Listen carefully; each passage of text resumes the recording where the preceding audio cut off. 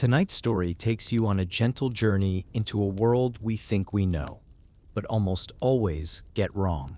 Ancient Egypt has been wrapped in mystery for generations, shaped by legends, movies, and misunderstandings.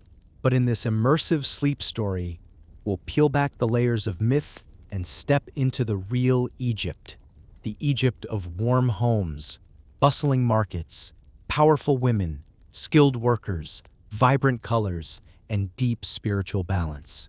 Across 15 calm chapters, you'll discover the true history hidden beneath the sand, a story far more human, beautiful, and soothing than the myths we grew up with. Welcome to History to Relax, where we slow down time and invite you to drift gently through the past. Before we begin, I'd love to ask a small favor. If you enjoy these quiet journeys through history, please take a moment to like this video, subscribe to the channel, and leave a comment telling me where in the world you're listening from. Your messages truly help the channel grow and help more people find these calming stories. Now, settle into a comfortable position. Allow the rhythm of your breathing to soften and let your mind drift toward the desert winds, the quiet Nile, and the glow of ancient starlight. Because our journey into the real Egypt, the Egypt behind the myths, begins now. Part 1. The Mirage of Memory. The desert glows beneath a fading sun. Wind stirs the sand, soft and endless, brushing against weathered stone that has watched the world change for thousands of years. Somewhere in the distance, the Nile still flows, patient, eternal, reflecting the pale light of evening. This is Egypt, as most of us imagine it, the timeless land of pharaohs, pyramids, and golden masks. But tonight, as you listen and drift through history, you'll discover that much of what we think we know about this place is not quite true. Ancient Egypt lives inside a mirage.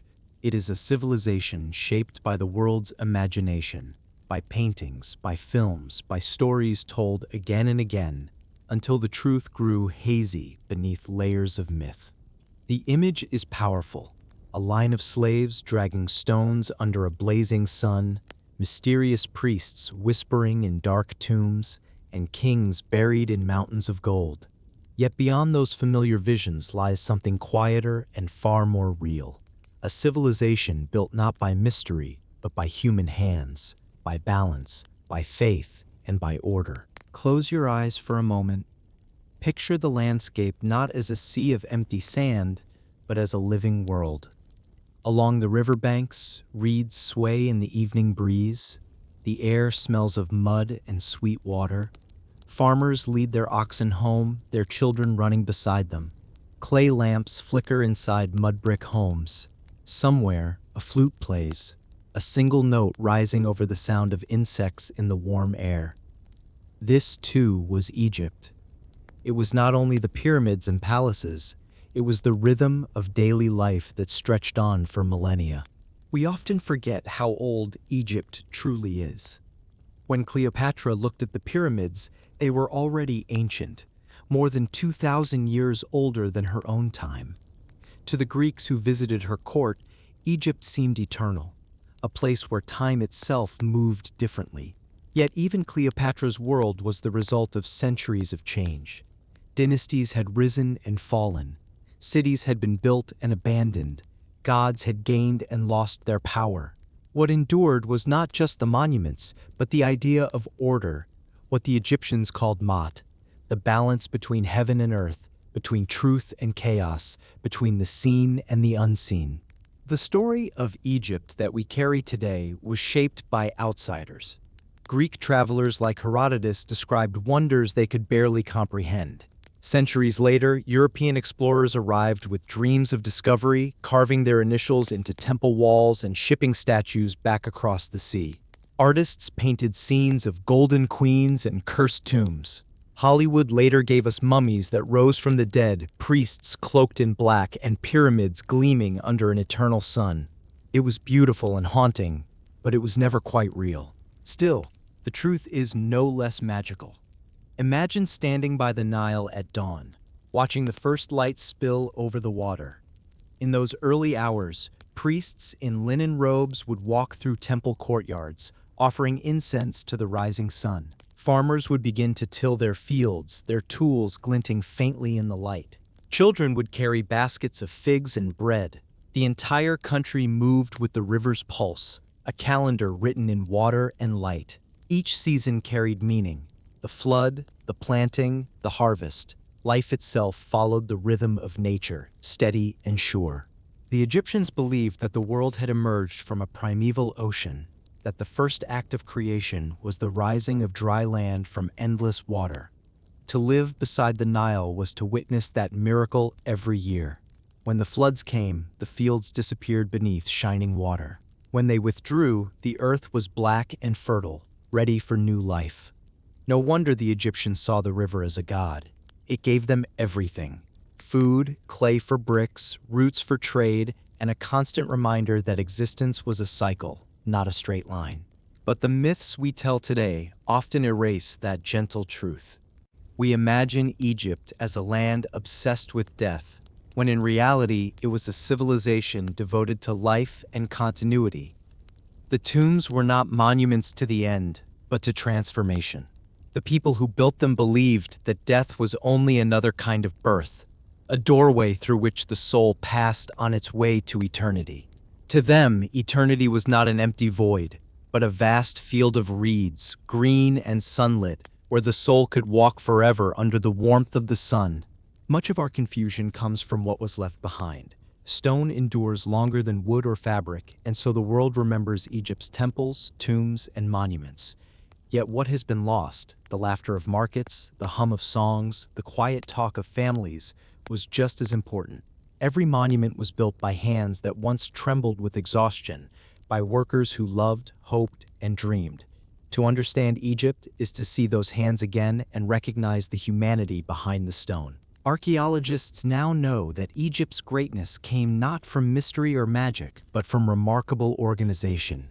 They measured the stars to plan their fields. They invented one of the earliest calendars. They recorded taxes, harvests, and prayers on papyrus scrolls. They healed the sick with herbs and instruments that would look familiar even to modern doctors. They crafted music and poetry, lullabies for their children, hymns for their gods. It was a civilization that thrived on balance, between work and faith, between the flood and the drought, between the living and the dead. Still, the mirage remains. We are drawn to the idea of Egypt as a world of secrets.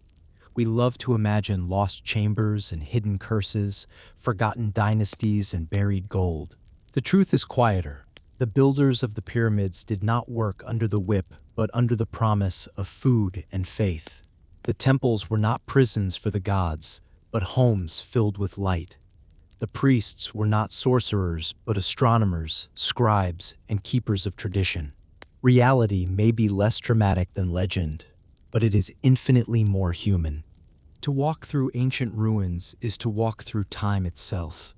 The air feels heavier there, thick with memory. Dust gathers in the carvings, and sunlight slants through open doorways like a slow heartbeat. If you stand still long enough, you can almost hear the echo of footsteps, the creak of wooden doors, the low murmur of prayers. Egypt's silence is not empty. It is full of life that once was, and stories still waiting to be told. Every civilization becomes a mirror. We project our hopes and fears onto it. To the Victorians, Egypt was the embodiment of mystery. To modernize, it's a symbol of endurance. But for the Egyptians themselves, their land was simply home, a place of rhythm, duty, and gratitude. They did not think of themselves as living in the shadow of eternity. They thought of themselves as maintaining harmony in a world that could so easily fall into chaos. In that sense, their philosophy is still relevant. To live well is to keep balance. To honor life is to understand its fragility. As night settles over the desert, the pyramids no longer gleam. They stand as silhouettes against a field of stars. Each block of stone catches the faintest glimmer of moonlight, and the wind hums softly around their edges. Somewhere nearby, the Nile whispers against its banks. Time stretches thin here, past and present overlapping like ripples on the water. It is easy to feel that nothing ever truly ends. So much of Egypt's story was lost beneath the sand. For centuries, no one could read its language. The meaning of hieroglyphs was forgotten, the voices of its people silenced. It was not until the Rosetta Stone was found that those voices began to speak again. With every new discovery, the mirage faded a little more, and the real Egypt, the living, breathing one, began to reappear. That is what this journey is about. To step through the mirage, to see Egypt not as the world of curses and pharaohs of legend, but as the cradle of human ingenuity, balance, and resilience.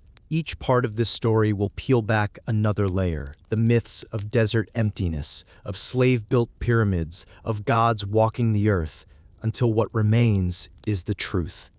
And that truth is no less awe-inspiring than the legend. Take a slow breath. Imagine the cool air of evening, the smell of the river, the glow of starlight on sandstone. You are standing. Part 2. The land that wasn't desert. The first light of morning touches the Nile like a brushstroke of gold. The air is still cool, filled with the scent of wet earth and flowering reeds. Along the banks, farmers are already awake. You can hear the rhythmic splash of wooden tools in the shallow water, the call of birds, and the faint laughter of children running along narrow paths between fields. This is not the Egypt of endless sand and silence. This is the Egypt that truly existed, green, fertile, and alive. When we picture ancient Egypt, we often imagine a kingdom swallowed by desert. In our minds, the land is all heat and dust, golden dunes stretching endlessly beneath a harsh sun. Yet that image hides the truth. The real Egypt, the one that sustained millions of people for thousands of years, was a thin ribbon of life following the Nile. On either side of this ribbon, the desert waited, silent and empty, but within it, the world bloomed. For the people who lived here, the Nile was not simply a river. It was the heart of existence. Every rhythm of daily life, every harvest, every celebration, every story, flowed from its waters. Each year, as the summer heat deepened, the river would rise, fed by rains far to the south in lands few Egyptians ever saw. The floodwaters came like clockwork, spreading rich black silt across the fields. When the waters receded, the land was reborn. That annual miracle was more than agriculture. It was the rhythm of life itself. To the Egyptians, this rhythm had meaning beyond the physical. They saw it as the proof of cosmic order, the pulse of Mat, the balance between chaos and harmony. Without the flood, the fields would die, and the people with them. With it came abundance, peace, and stability. Each year, the same cycle unfolded, tying heaven, earth, and human life together in a single flow of creation. If you were to travel through that world, you would see shades of green rather than gold. You would walk through barley fields glistening in the sun, orchards heavy with dates and figs, groves of sycamore and palm. Water channels crisscrossed the land, carefully dug by hand and maintained by generations of farmers. Along these canals, women washed clothes, potters shaped clay, and children splashed and played. The soundscape was not silence, but the hum of activity, the living heartbeat of civilization. It is easy to forget that most Egyptians never saw the desert at all. They lived close to the river, within a narrow valley hemmed by cliffs that rose like protective walls on either side. Beyond those cliffs stretched the Desert, the red land, harsh and uninhabitable, where only travelers and nomads ventured. The Egyptians feared it and revered it equally. It was the realm of chaos, of heat, of death. But within the fertile valley, the Kemet, meaning the Black Land, they found safety and order. That contrast defined their entire worldview. Life and death, chaos and balance, desert and river, all were part of one great cycle. They believed that just as the sun set into the underworld each evening and rose again in the morning, the soul too could pass through darkness and return to light. The land itself was a mirror of that belief. life pressed close to death, yet always renewing. Modern visitors to Egypt often arrive expecting an ocean of dunes, yet if they could travel back in time, they would find something closer to a garden. Villages lined the riverbanks, built from sun-dried brick the color of honey. Each home had a courtyard shaded by vines, where families baked bread in clay ovens. Chickens and goats wandered freely, and small gardens grew onions, lettuce, and herbs. In the distance, the Nile gleamed like a ribbon of silver, carrying boats with sails of linen as white as clouds. Every sound told a story. The splash of oars, the whisper of wind in papyrus reeds, the bleating of animals. Together, they formed a kind of music that never stopped. When night came, the same breeze that cooled the water carried the smell of jasmine through open doorways.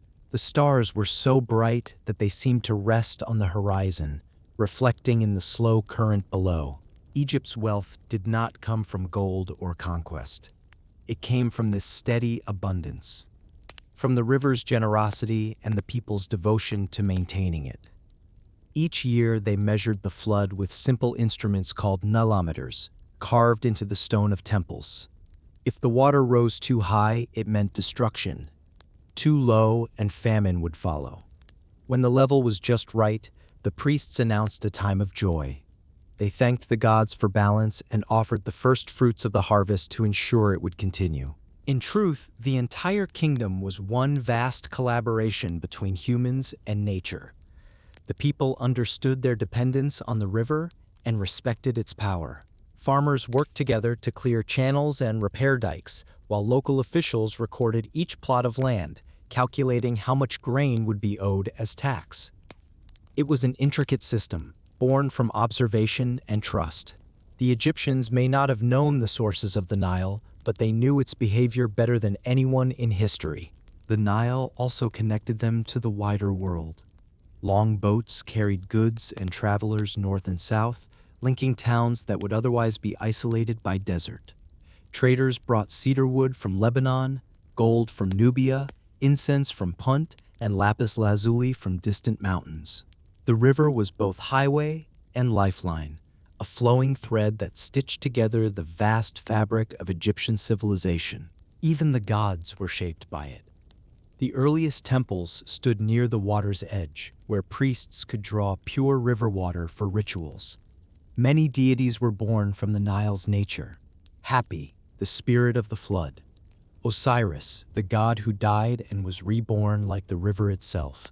In their myths, the Egyptians saw the reflection of their environment, a universe that lived, died, and was renewed, just as the crops did each season. Imagine the land in the days just after the flood. The water has retreated, leaving behind glistening fields of dark silt. Farmers bend low, pressing seeds into the wet soil. The sun is warm but not harsh. Birds feed on the insects rising from the mud. Across the horizon, small fires burn, cooking fires, not destruction, their smoke curling into the clear sky. In those moments, life must have felt eternal, a constant exchange between earth and heaven.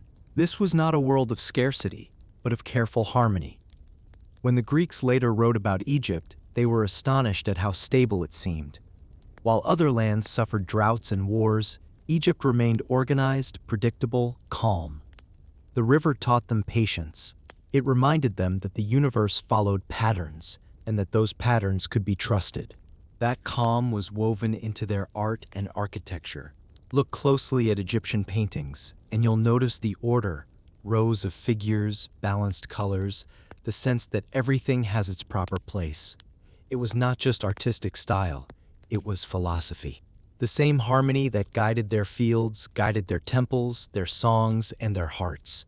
To live well was to live in rhythm with the river. We might wonder how such serenity could exist beside the barren desert. The answer lies in the Egyptian mind. They saw the desert not as waste but as boundary, a vast silence that kept chaos at bay. Beyond the green strip of the Nile lay eternity itself, and within that narrow space of life, they built a civilization that endured for more than 3,000 years. The desert, in a strange way, protected them. Invaders struggled to cross it, The isolation gave Egypt time to grow, to develop art, language, and science that influenced the world long after its dynasties fell. When the wind rose and carried dust over the water, the Egyptians called it the breath of Seth, the god of storms and confusion. They did not curse it. They simply waited for balance to return. They knew that after every storm came stillness, and after every flood came renewal. Their wisdom was simple yet profound. Accept the rhythm, do your part, and trust the river. We know much of this now because of what they left behind: fragments of songs, letters, and inscriptions written by ordinary people. In one, a farmer writes about the joy of seeing the river rise again after a long dry season. In another, a young man describes walking beside the water with his love, watching the moon reflected in its surface. Through their words, the mirage of desert emptiness fades even more. We see a place of tenderness and life, not of isolation and death. As night descends again over this fertile world, the colors shift.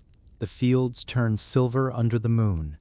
The river glows softly and the air cools. From distant villages comes the scent of bread and oil. The land is quiet now, but not empty, only resting, waiting for dawn. The same rhythm that has continued for thousands of years still beats somewhere in the earth beneath your feet. Egypt was not built upon sand. It was built upon water, upon the trust that life would return with the flood, upon a landscape where every handful of soil held the memory of the river. To call it desert is to forget its heart. The truth is that Egypt, at its core, was a garden in the middle of eternity, a garden shaped by patience, discipline, and faith in the gentle power of nature. And as you listen, as the sound of the river fades softly in your mind, remember that this was the beginning of civilization, not because of conquest, but because of harmony. The Egyptians did not fight the earth to survive. They listened to it. They learned its timing, honored its gifts, and built a world that lasted longer than almost any other in history. Tomorrow we'll follow that story further, to the workers who shaped stone into impossible forms, and to the myth that has lasted just as long, that Egypt was built by slaves under the whip. The truth, as always, is more human and far more beautiful. Part 3. The pyramids were not built by slaves. The desert around Giza glows like copper beneath the afternoon sun. Heat shimmers above the sand, and the air carries the faint scent of dust and stone. In the distance, 3 great pyramids rise against the sky, ancient, silent, perfect. Their edges catch the light like blades of gold. For centuries, these monuments have stood as symbols of mystery and power, but they have also carried a shadow, the image of suffering, of chains, of endless lines of slaves forced to drag stones under the whip of cruel masters. That image has lived for centuries in our minds. It appears in paintings, in school books, in films. We have been told that thousands of slaves, broken and beaten, built the pyramids for tyrant kings who saw themselves as gods. It is a powerful picture, dramatic, tragic, and unforgettable. But it is not true.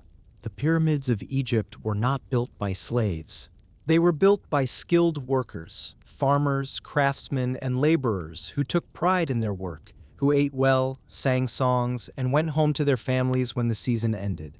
They were part of one of the greatest collective efforts in human history, organized not by cruelty, but by purpose. To understand this, we must look past the myths and step into the world that once existed on the Giza Plateau. If you could walk back in time to that world, you would not find chains. You would find life. Just south of the pyramids, hidden for thousands of years beneath sand, archaeologists discovered something remarkable: a workers' village. It had streets and houses, bakeries, breweries, and even medical stations. The people who lived there were not slaves. They were citizens serving their pharaoh, working in organized teams, fed and cared for by the state. This discovery changed everything. The village was divided into quarters, each assigned to a work crew with its own name and emblem. Some called themselves the Drunkards of Menkaure, others the Friends of Khufu. Their walls were marked with graffiti, sketches of oxen, ships, or the hieroglyph of the pyramid they helped build. There was pride in those marks, a sense of belonging. Far from being prisoners, these were teams united by duty, working for something greater than themselves. Life here followed a rhythm shaped by the seasons. During the months when the Nile flooded, farming was impossible. The fields were underwater, and villagers had time to spare. The state used this idle period wisely, employing thousands of people in great construction projects. It was a way to keep the economy moving, to distribute food, and to maintain unity. When the waters receded, those same workers returned to their fields, the land ready once more for planting. The pyramids then were built not by slaves, but by citizens working during their off-season, a kind of national service. In their village, archaeologists found bread ovens large enough to feed thousands, vats used to brew beer, and fish bones from the Nile.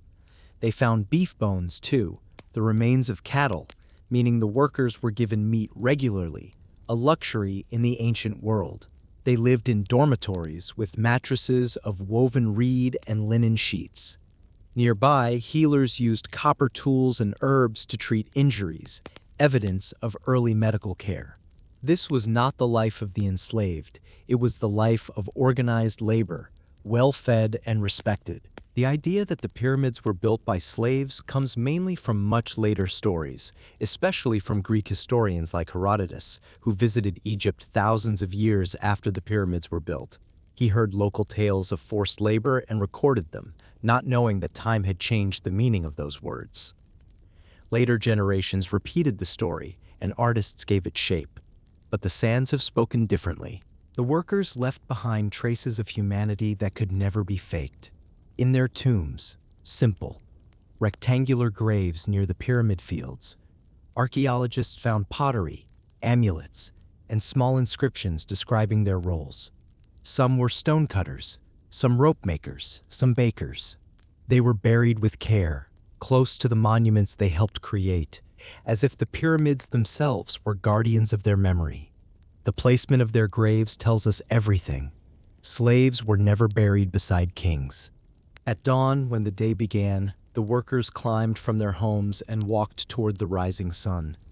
The plateau echoed with the sound of wooden mallets striking copper chisels, of sleds creaking under the weight of limestone blocks. Overseers shouted instructions, not in anger, but in coordination. Teams of 20 or 30 men pulled the sleds across damp sand, using water to reduce friction. As the stones slid forward, the earth vibrated softly under their feet.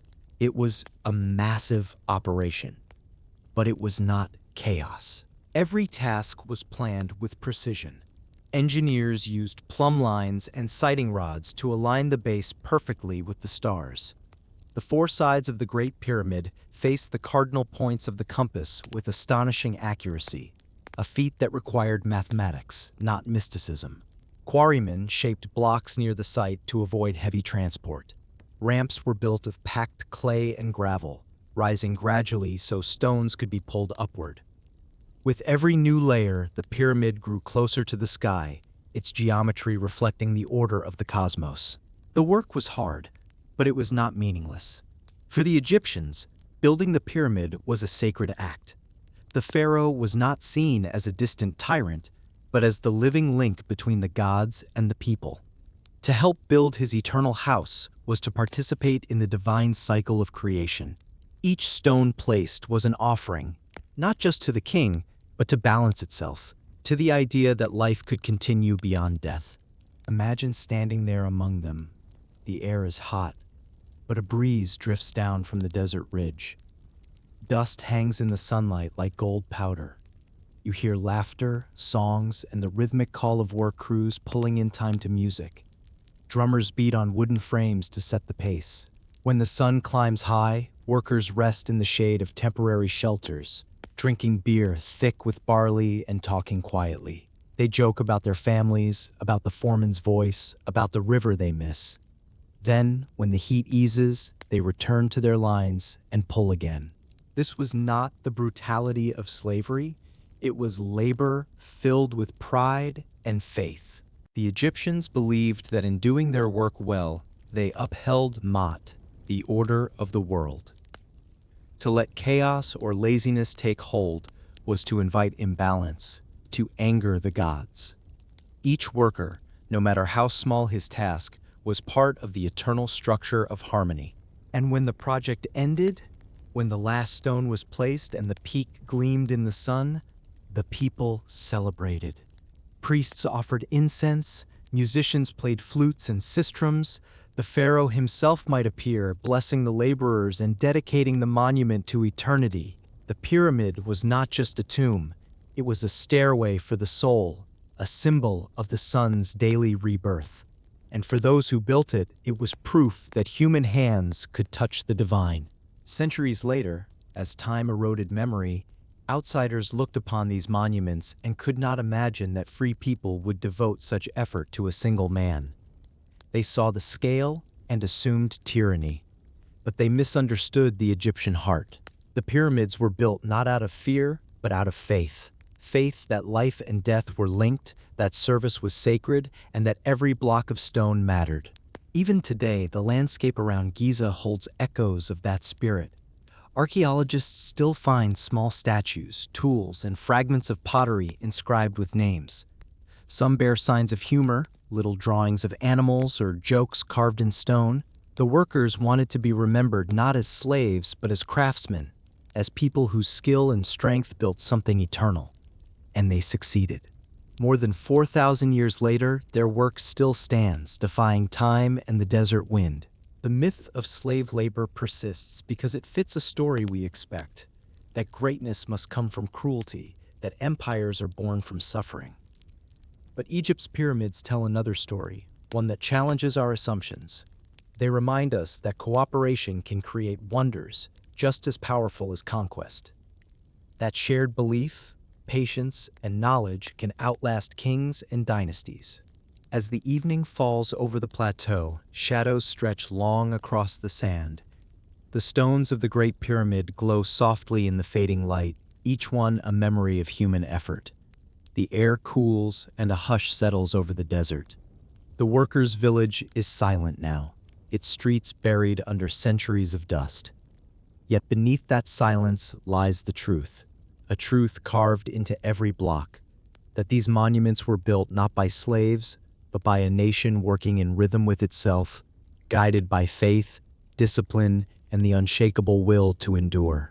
The pyramids stand not as symbols of oppression, but as proof of what people can achieve when they believe their work has meaning. They are not monuments to kings alone.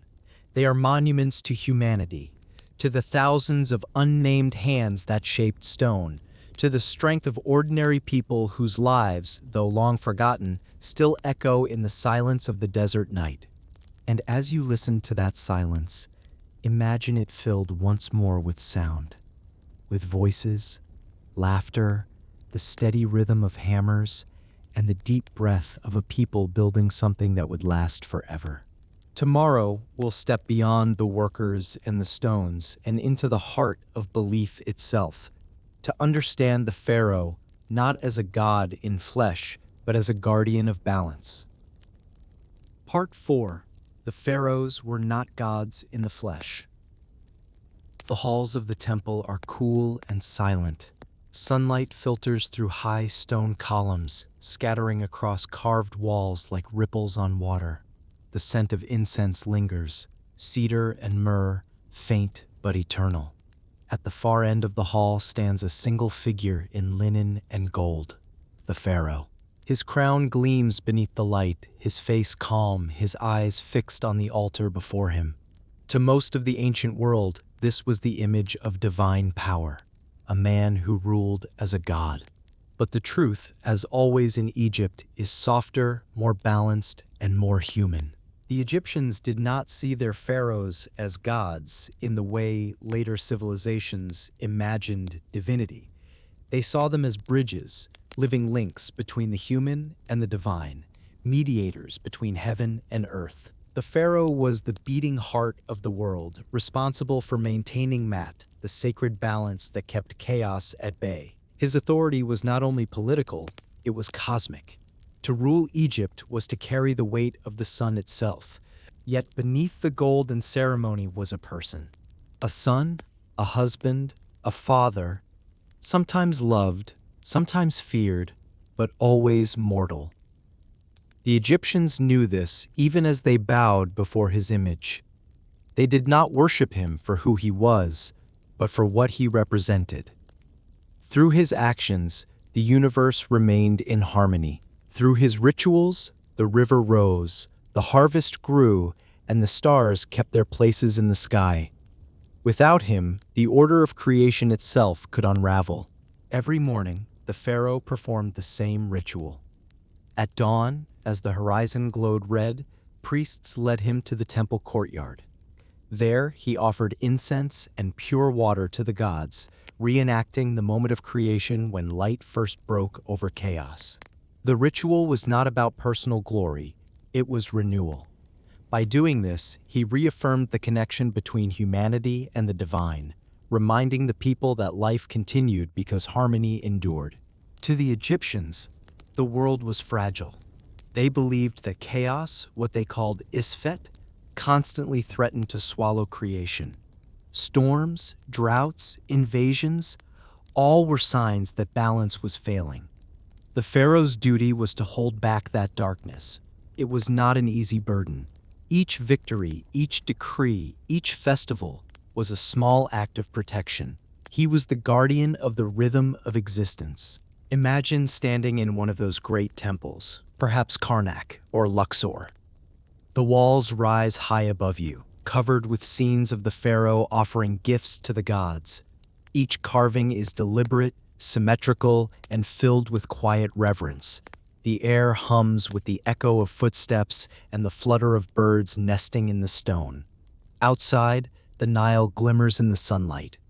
You realize that everything, the art, the architecture, the prayers, is designed to remind the people of order, to show them that the world makes sense, that it is guided by purpose. When foreign visitors saw these scenes, they misunderstood. To the Greeks and later the Romans, this looked like worship of a man. They could not imagine a ruler so closely tied to the divine order without being divine himself. Over time, the idea spread that pharaohs demanded worship, that they ruled as gods made flesh. But the Egyptians saw things differently. They believed that within the pharaoh flowed a spark of divinity, the Ka, which connected him to the gods, but it was a role, not his essence. When he died, that spark returned to the heavens, and another took his place. The office was sacred, the man was temporary. This understanding gave Egyptian rule its remarkable stability. Dynasties rose and fell, but the concept of kingship remained constant. It was not the ruler's personality that mattered most, it was his ability to preserve balance. Even weak or unpopular pharaohs could maintain legitimacy if the Nile continued to flood and the temples remained active. The system was larger than any individual. It was, in a way, self-sustaining. Still, the pharaohs were deeply human. Letters, carvings, and ancient records show moments of doubt, pride, and even fear. Some kings wrote hymns praising the gods for guiding them through despair. Others built temples to celebrate victories or to ask forgiveness for mistakes. In private, they faced illness, family conflict, and loss. The golden mask might have hidden their faces, but not their hearts. Consider Akhenaten, who broke centuries of tradition by worshiping a single god, the Aten, the sun disk. His decision caused turmoil, dividing priests and people alike. To some, he was a visionary, to others, a heretic. Yet even he believed he was protecting Ma'at in his own way. After his death, his successors returned to the old gods, erasing his name but keeping his lesson, that no single ruler, however powerful, could redefine the balance forever. The same pattern repeats across Egyptian history. Pharaohs ruled as symbols of stability, not as absolute deities. When they walked among the people during festivals, crowds gathered not in fear, but in celebration. They sang hymns, waved lotus flowers, and threw petals onto the ground. The pharaoh was a figure of awe, yes, but also of gratitude. His presence meant that the universe still functioned as it should. The concept of Mot extended even to judgment after death. When a pharaoh died, he was not automatically guaranteed paradise. Like every other soul, his heart was weighed against the feather of truth. If it was heavy with sin or imbalance, it would be devoured, and his spirit would cease to exist. This idea reveals something profound. The Egyptians did not place their kings above morality. Even divine rulers were bound by the same laws as everyone else. Order was universal, and no one, not even the pharaoh, could stand outside it. This belief shaped how Egypt was governed. Temples were not mere places of worship. They were centers of administration, education, and record-keeping. Priests managed taxes, organized food distribution, and oversaw festivals that united the people. The pharaoh sat at the center of this vast web, but he did not control it alone. His strength came from collaboration. From the scribes who wrote his decrees, the farmers who worked his land, and the soldiers who defended his borders. He was the focus of the nation's faith, but that faith was shared. Archaeological discoveries have brought us closer to these rulers than ever before. In their tombs, we find letters to the gods, small personal items, and even childhood toys. Ramses II, who reigned for more than 60 years, left inscriptions describing his love for his wife Nefertari, calling her the one for whom the sun rises. In those words, we see not a god, but a man who loved deeply. Tutankhamun's tomb, though smaller than others, contained tokens of youth, walking sticks, board games, and sandals inscribed with his enemies' names so he could symbolically walk over them. It is a mix of reverence and humanity, divine imagery, and personal detail. If you stand before one of their colossal statues today, it's easy to feel small. The faces are serene, the expressions timeless. But look closer, and you might see a faint smile, a curve of softness in the eyes. These were not meant to intimidate. They were meant to reassure, to show that order was eternal, that the ruler was calm because the world was safe. Even in death, the pharaoh continued to protect his people, guiding them from the realm beyond. At night, when the torches in the temple burned low and the stars filled the sky, priests would recite hymns to the sleeping king. They called upon him to rise with the sun and guard the eastern horizon. The sound of their voices echoed off the stone, blending with the rustle of wind through papyrus reeds. It was a reminder that divinity in Egypt was not about distance, it was about connection, a thread woven through every living thing. Over time, the world forgot this subtlety. Later empires reduced the pharaoh to a symbol of tyranny or vanity, a ruler blinded by power. But the Egyptians saw him differently. They saw a caretaker, a man chosen to embody balance for a brief moment in eternity. His life was service, not domination. His glory was measured not in conquest, but in calm, in the steady continuation of the world. Imagine him now, walking through the gardens of his palace at dusk. The air smells of lotus and fresh water. Servants move quietly, lighting lamps along the colonnade. In the distance, the Nile glimmers under the moon. He pauses to watch it, knowing that its rhythm will outlast him. He has built temples, commanded armies, and spoken with priests. Yet in this moment, he feels small, a part of something far greater than himself. That humility, more than any crown, defined the heart of Egyptian kingship. So when we picture the pharaoh as a god, we miss the beauty of what he truly was, a man entrusted with keeping the universe in balance. The gold and ceremony were symbols, but beneath them lay a sense of duty so profound it still humbles us today. The pharaoh was not worshipped for being divine. He was honored for carrying the divine weight of responsibility.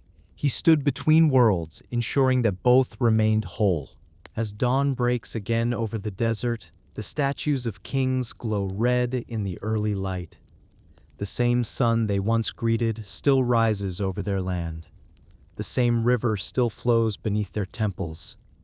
In that continuity, their purpose lives on. They were never gods in flesh, only humans who understood how fragile the world can be and how vital it is to keep it in harmony. Tomorrow, we'll meet one of the most misunderstood figures in that world, a queen whose name has traveled farther than any pharaohs. Her story, too, has been lost behind myth. Next comes Part 5. Cleopatra wasn't Egyptian. Part 5. Cleopatra wasn't Egyptian. The sun sets over the Nile, turning the water to gold. Palm trees cast long shadows across the banks, and the city of Alexandria hums softly as the evening breeze carries the scent of salt and jasmine. Somewhere, in the marble halls of her palace, Cleopatra writes by lamplight. The flame trembles as she dips her pen into ink, her eyes focused, her expression calm. History remembers her as Egypt's last queen, the woman who held empires in her gaze. Yet few remember that Cleopatra was not Egyptian at all. Her bloodline began in Greece, far from the sands and temples of the Nile. She was a descendant of Ptolemy I, a general of Alexander the Great who became ruler of Egypt after his conqueror's death. When Alexander's vast empire fractured, his companions carved it into kingdoms, and Ptolemy claimed Egypt, not as a conqueror, but as a steward of its legacy. His family would rule for nearly 3 centuries, speaking Greek, worshipping Greek gods, and building a world where 2 cultures, Greek and Egyptian, met, merged, and sometimes collided. By the time Cleopatra was born in 69 BCE, the Ptolemaic dynasty was ancient and its power fragile.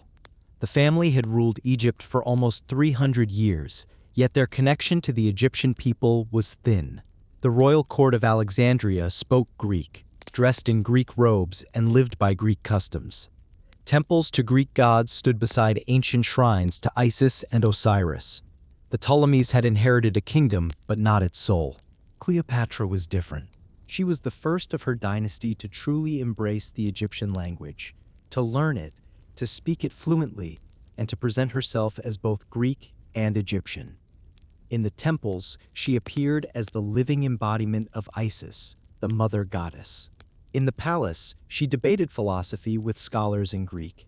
She understood that Egypt was not just a crown to wear, it was a land with a spirit older than any empire, a land that could not be ruled by distance or disdain. We often imagine Cleopatra through the lens of legend, a woman of beauty and seduction who brought mighty Rome to its knees. But the real Cleopatra was a scholar, a linguist, a strategist, and a ruler. She studied mathematics, astronomy, and medicine. She governed a fragile kingdom surrounded by predators, Rome in the west, rival dynasties in the east, and internal divisions at home. Every decision she made was a calculation for survival. At 19, she became queen beside her younger brother, Ptolemy XIII. Their reign began in tension. Advisors, generals, and courtiers competed for influence. When conflict erupted, Cleopatra was forced to flee her own palace, escaping across the desert with only a handful of loyal followers. She did not give up. She crossed the Sinai, sought allies, and waited for a moment to reclaim her throne. That moment came with the arrival of Julius Caesar in 48 BCE. The story of their meeting has been told and retold. The young queen smuggled into Caesar's presence wrapped in a carpet, a gesture both bold and theatrical. Whether true or not, the moment captures her brilliance. She understood performance, diplomacy, and the power of image. Caesar, already weary from war, saw not a helpless exile, but a woman who embodied an ancient kingdom with quiet authority. Together, they restored her to power. Their alliance was political, but it soon became personal. Cleopatra gave birth to Caesar's son, Caesarion, and ruled beside him from Alexandria. For a brief moment, Egypt seemed secure again, a golden island of culture and wealth amid the chaos of the ancient world. Cleopatra built schools and libraries, reformed the economy, and supported temples neglected by previous rulers. She revived the old festivals of the Nile, honoring both Greek and Egyptian gods, weaving their myths into one. Her reign was a bridge between civilizations, Still, her identity was complex. She was a Greek by ancestry, an Egyptian by devotion, and a Roman ally by necessity. In her veins ran the language of philosophy and the rhythm of the river. Her portrait coins show a face of strength, not delicate but intelligent. Her features were sharp, her expression serene. She wore the crown of Isis, not to deceive, but to belong. She wanted her people to see her not as a foreign queen, but as the living symbol of their land's renewal. To the Egyptians, that mattered. For centuries, foreign rulers had come and gone. The Persians, the Greeks, and now the Romans. Each had claimed Egypt's throne, but few had understood its spirit. Cleopatra did. She revived the sacred rituals that tied ruler and land together. She sailed down the Nile in a gilded barge, offering sacrifices at ancient temples, speaking the prayers in Egyptian. The priests welcomed her. The people cheered. For a moment, the illusion of unity became real again. But beyond Egypt's borders, Rome was changing. Caesar was assassinated, and his death set the Mediterranean ablaze. Cleopatra returned to Egypt, her son at her side, watching from afar as Rome tore itself apart. Eventually, another Roman general rose from the chaos, Mark Antony. Their meeting was as political as it was fateful. She sailed to him on a ship said to be perfumed with incense and adorned with purple sails, a spectacle of divine theater. Yet beneath the legend lay a woman who knew exactly what she was doing. She offered alliance, not surrender. Cleopatra and Antony ruled together in a fragile partnership, one of love, strategy, and defiance. They dreamed of an Eastern empire, a world not ruled by Rome alone, but by a new balance of power. For Egypt, it was a final attempt at independence. For Rome, it was an unforgivable challenge. When war finally came, the result was already written. Antony's forces were defeated at Actium, and Cleopatra's dreams of a free Egypt faded with the smoke of burning ships. In 30 BCE, the Roman army marched on Alexandria. The city that had once been the jewel of the ancient world trembled.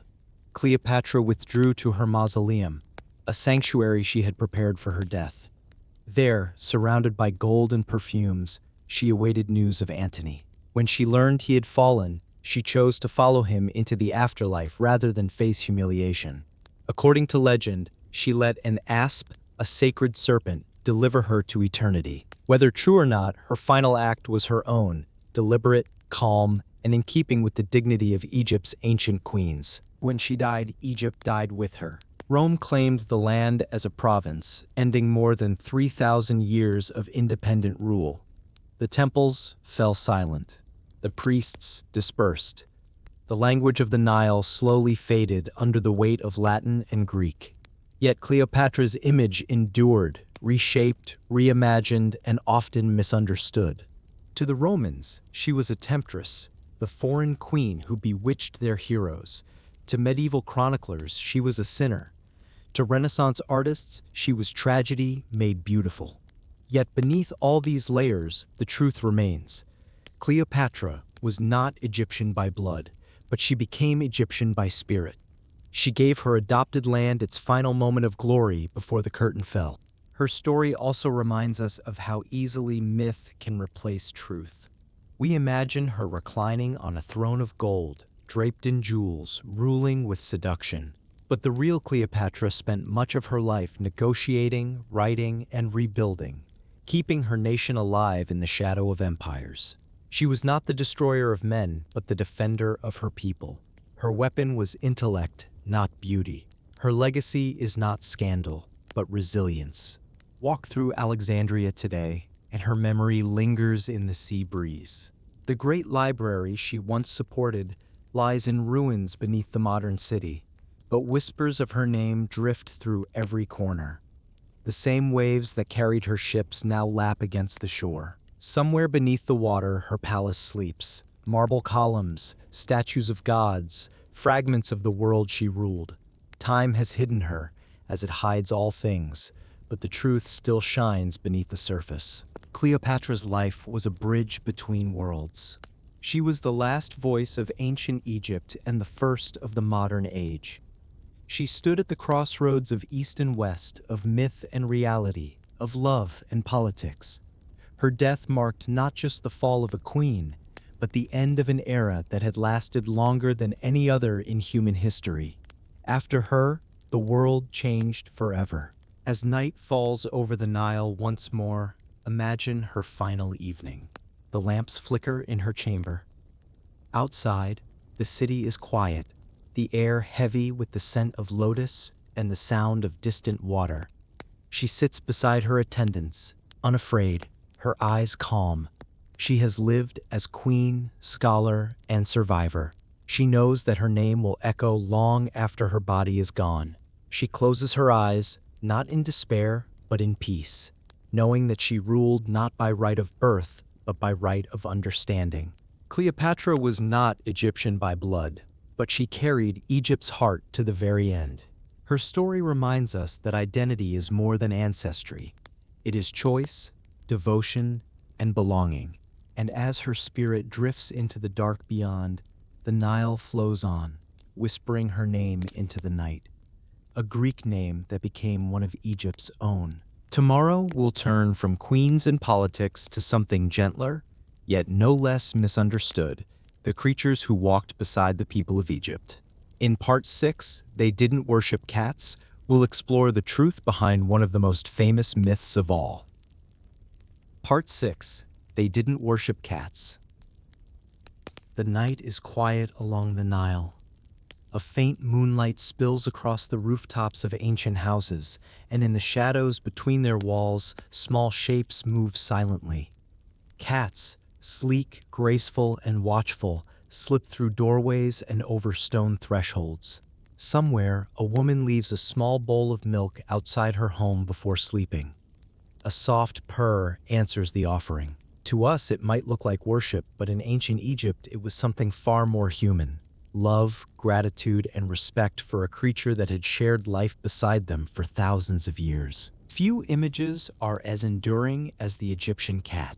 We imagine golden statues with emerald eyes, temples filled with feline idols, and people bowing before their pets as if before gods.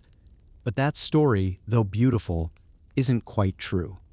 The Egyptians didn't worship cats. They revered them as symbols of protection, grace, and the mystery of life, but they did not see them as divine beings to be obeyed. To them, cats were companions, guardians, and living reminders of balance between chaos and calm. To understand why cats became so cherished, we have to step back thousands of years to the dawn of Egyptian civilization. Before the pyramids, before writing, there was the river and the struggle to live beside it. Early farmers stored their grain in clay jars and reed baskets, and where there was grain, there were mice. Crops meant survival, and mice meant danger to that survival. But then came the cats, small wild hunters who roamed the fields and villages, chasing away the rodents that threatened the harvest. People noticed. They began to leave scraps of food near the homes, small gestures that turned fear into friendship. The bond was born naturally, long before anyone thought of temples or gods.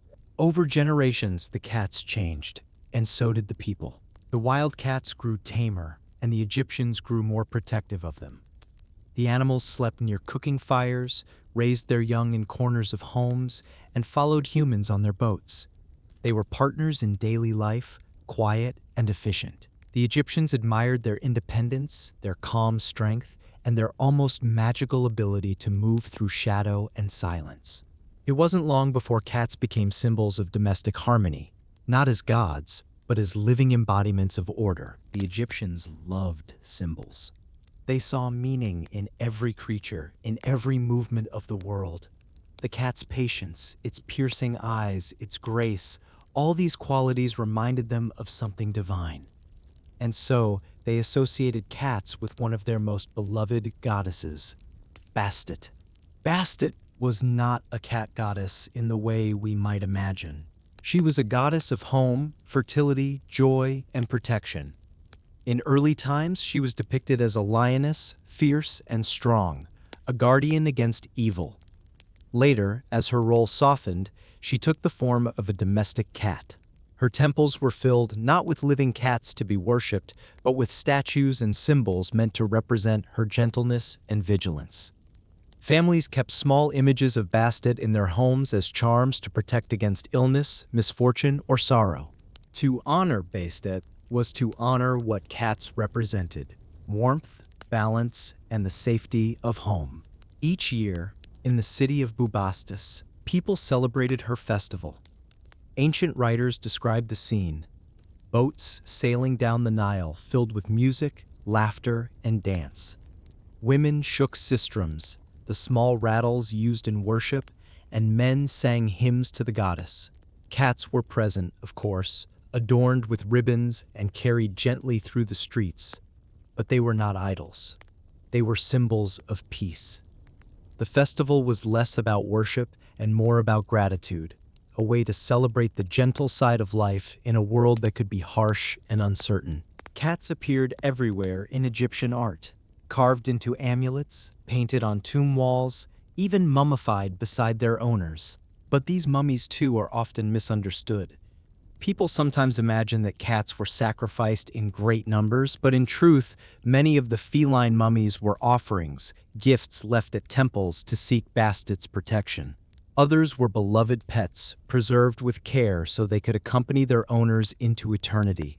Archaeologists have found them wrapped in linen, their faces painted with delicate precision, each whisker carefully traced. Some were buried with toys or collars of beads, tokens of affection that reached across time. In one tomb, a painting shows a woman sitting beside a cat that looks almost exactly like the ones we know today. The animal sits poised at her feet, tail curled neatly, watching her as she plays a harp. The scene is intimate, domestic, and deeply human. It captures what the Egyptians truly felt: companionship, not worship. They didn't build temples to cats because they feared them. They built them because they saw in these creatures the perfect reflection of a balanced life, a life both serene and alert, affectionate yet independent. Even the language of Egypt reflects this closeness. The word for cat, miu or meat, echoes the sound of a cat's meow. It's one of the oldest examples of humans naming an animal after its voice. When children in ancient Egypt called their cats, they might have used the same sound children use today. Time changes everything, but not that small, soft call. Cats also held a practical place in Egyptian households. Sailors brought them on boats to protect cargo from rats. Farmers kept them near granaries. Nobles raised them in palaces where they lounged beside lotus ponds and chased butterflies in courtyards. A cat's calm presence was thought to bring good fortune. To harm one, intentionally or by accident, was considered deeply unlucky, not because the cat was divine, but because it broke the sacred harmony of home. The Egyptians believed that cruelty, in any form, disturbed the balance of the world. The ancient city of Bubastis became a sanctuary for these animals. Archaeologists have found entire cat cemeteries there, peaceful resting places where thousands of small, linen-wrapped bodies lie in rows, each once loved, once part of a family. Imagine walking through those halls, the air faint with the scent of resin and the quiet of eternity. It is not the silence of fear, but of tenderness, the silence of people who could not bear to let go of the creatures that shared their days.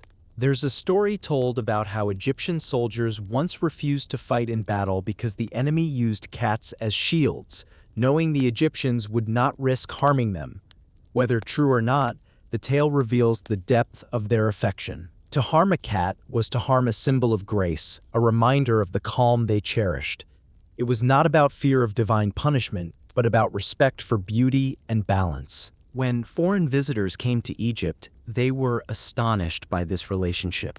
To Greeks and Romans, who kept animals mostly for work or war, the Egyptians' fondness for cats seemed strange, even excessive.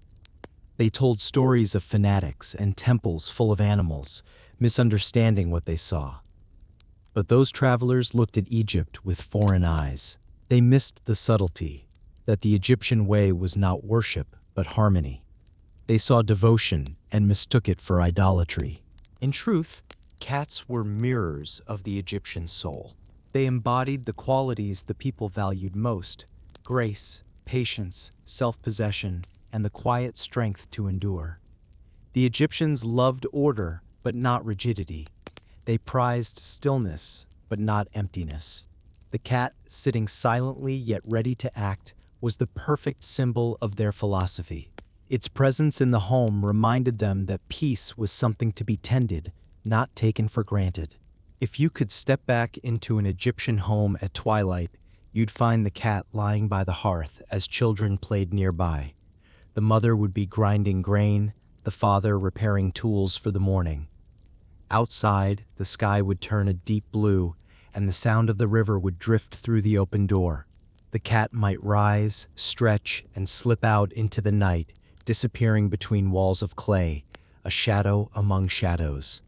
And in that moment, its departure would feel like a small blessing, a reminder that life was not meant to be possessed, only shared. The world changes, yet some things remain. Every time a cat curls beside a sleeping person or blinks slowly in the sun, it carries a trace of that ancient bond. The people of Egypt didn't need to worship them, they simply understood them.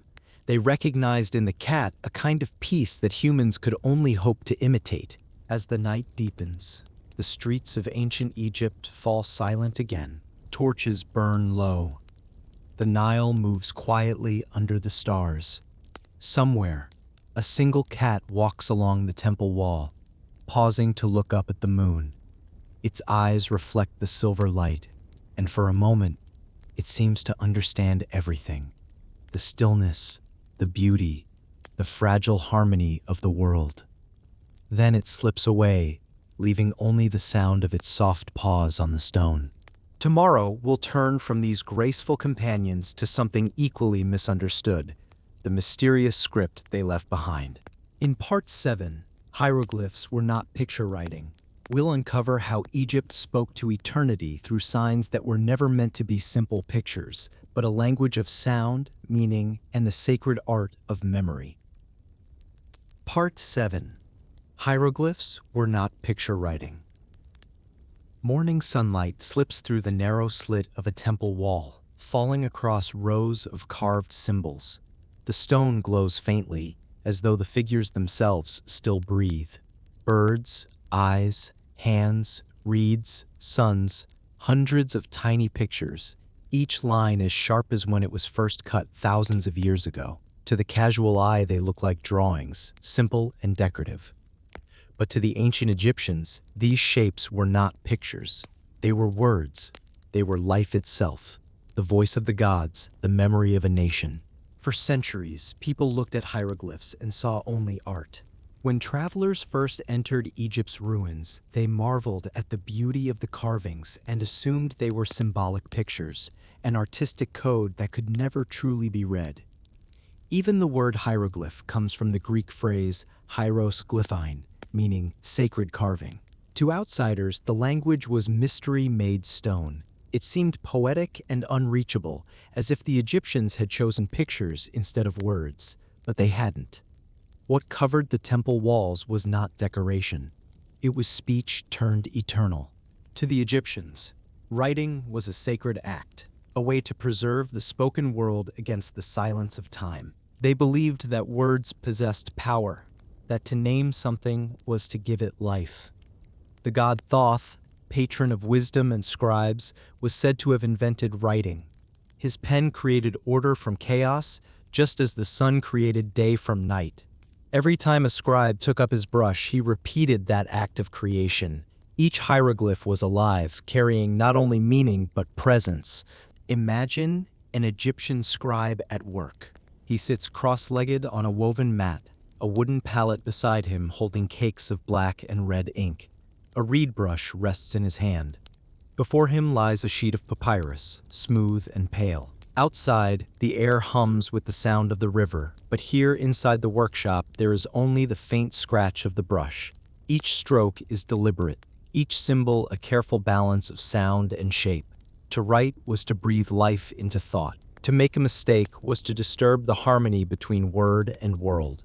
Hieroglyphs were not random drawings, but an intricate system, a blend of phonetic symbols, determinatives, and ideograms. Some signs stood for sounds, much like letters in our alphabet. Others represented entire words or ideas. A single figure of an eye might mean to see, but placed beside other signs, it could change meaning entirely. A seated man might indicate that the word before it refers to a person. A wavy line might stand for water, or for the sound N, depending on its context. The system was flexible and layered, designed not for simplicity but for precision. Because the Egyptians valued beauty and balance, their writing was also art.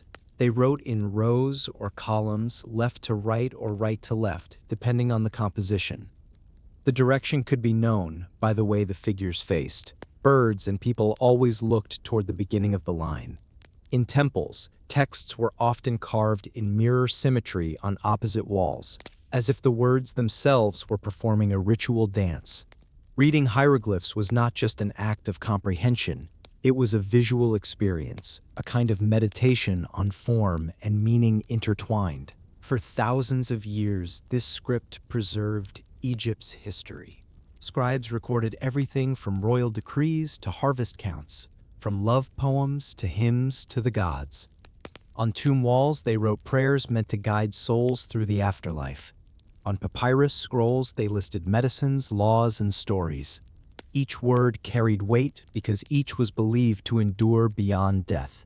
To erase someone's name was to destroy their soul. To write it was to keep them alive forever. The Egyptians called it Ren, the power of the name, and it was sacred. But time has its own silence. As foreign rulers came and went, Egypt's ancient language began to fade. Greek and then Latin replaced it in government and trade.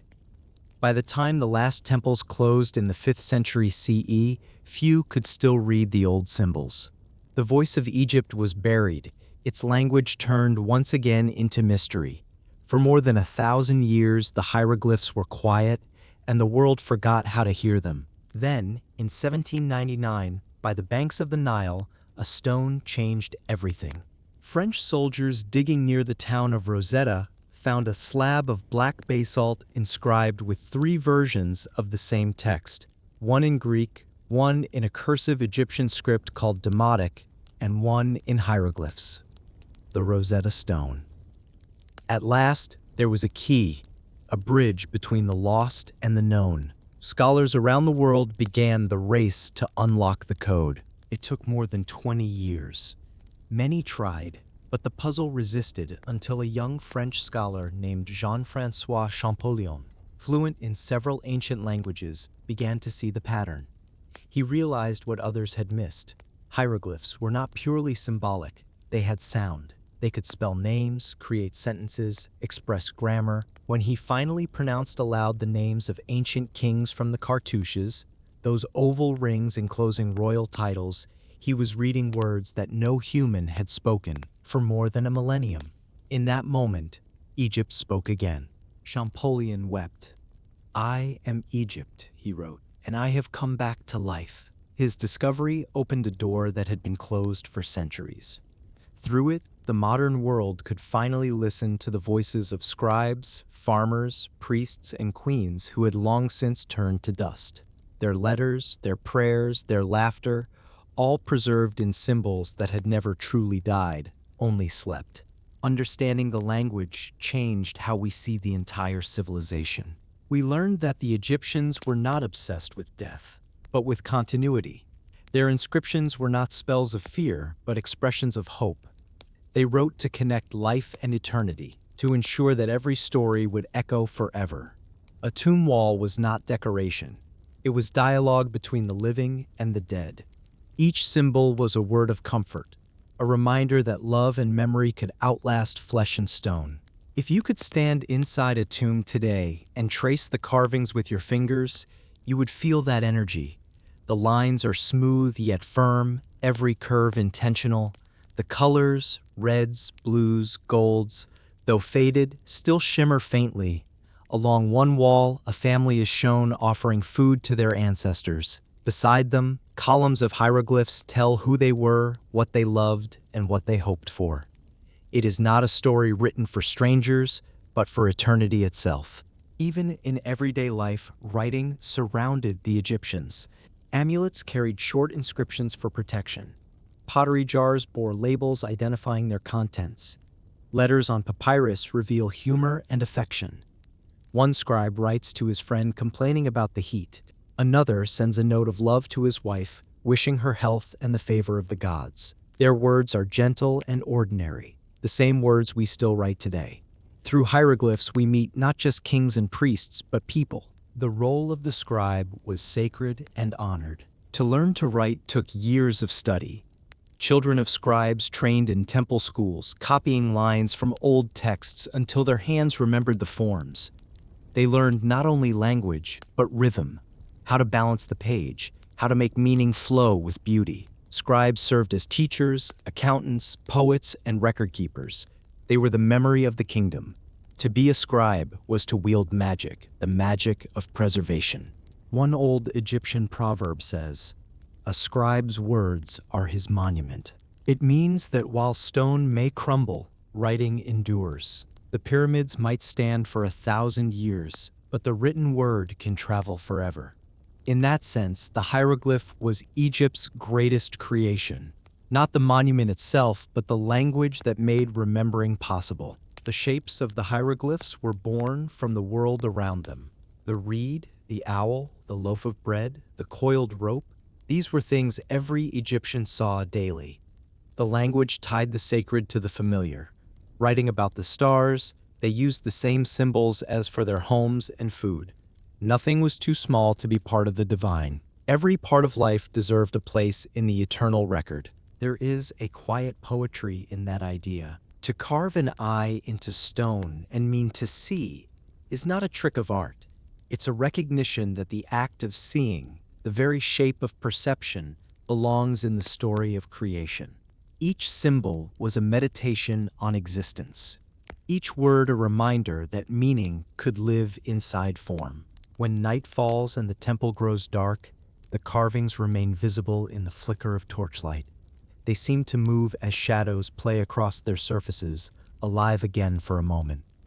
The scribe who cut them is gone, but his hand lingers in every line. His language, once thought lost, still speaks through the air.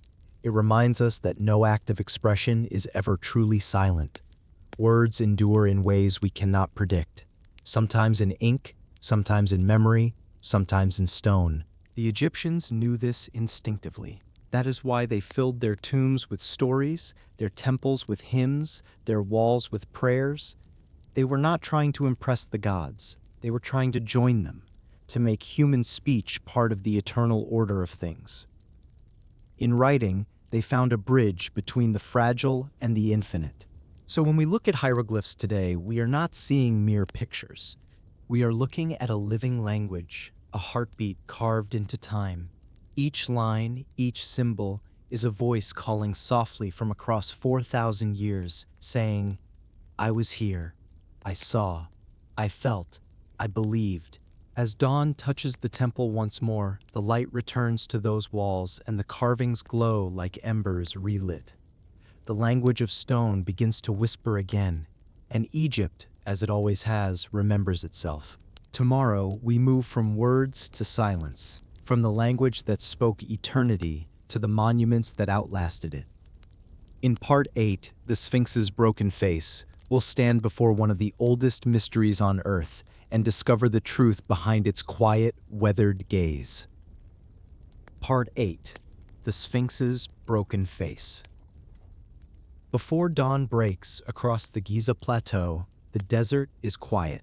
The air is cool, almost cold, carrying the scent of sand that has rested untouched for centuries. Stars drift slowly above the horizon, fading one by one as the first pale light spreads across the land. And there, rising from the earth like a dream carved from stone, sits the great Sphinx. Its body stretches long and low, like a lion resting after an eternal vigil. Its paws extend forward, massive and still. The face, weathered, calm, half lost to time, watches the desert with an expression that seems both patient and impossibly ancient. This is not just a statue, this is a witness, a guardian, a memory carved into the edge of the world. For centuries, people have wondered about one question more than any other. What happened to the Sphinx's nose? Legends swirl around this missing feature, drifting through history like desert wind. Some say it was blasted off by Napoleon's soldiers who used the Sphinx for target practice during their campaign in Egypt. Others imagine ancient invaders, angered by its gaze, chipping away the stone to erase its power. The story has been told in books, classrooms, and films. It feels dramatic, cinematic, fitting for a monument so grand. But the truth is gentler and far older. Long before Napoleon's ships reached Egypt, the Sphinx's face had already been worn by time and damaged by human hands. Centuries of wind and sand carved deep lines into its surface, softening its expression and weakening the stone. The desert is not kind, it eats stone grain by grain. The Sphinx sat exposed to the elements for thousands of years, storms, floods, sun, and cold. Its nose, like its beard and many of the surrounding stones, slowly eroded. But erosion alone did not remove the nose. Historical evidence suggests it was deliberately chiseled away during the Middle Ages, likely by a religious figure who believed that statues with human faces invited idolatry. Accounts from the 14th century mention a man named Muhammad Sa'im al-Dar who found villagers making offerings at the Sphinx, hoping for blessings. In anger, he struck the statue's face, breaking the nose. For this act, he was reportedly punished, but the damage remained. That truth is quiet, without drama, without the thunder of cannons or the roar of battle, yet it feels fitting. The Sphinx was not destroyed in one moment of violence, but by the slow weight of time and the fragile beliefs of people long forgotten.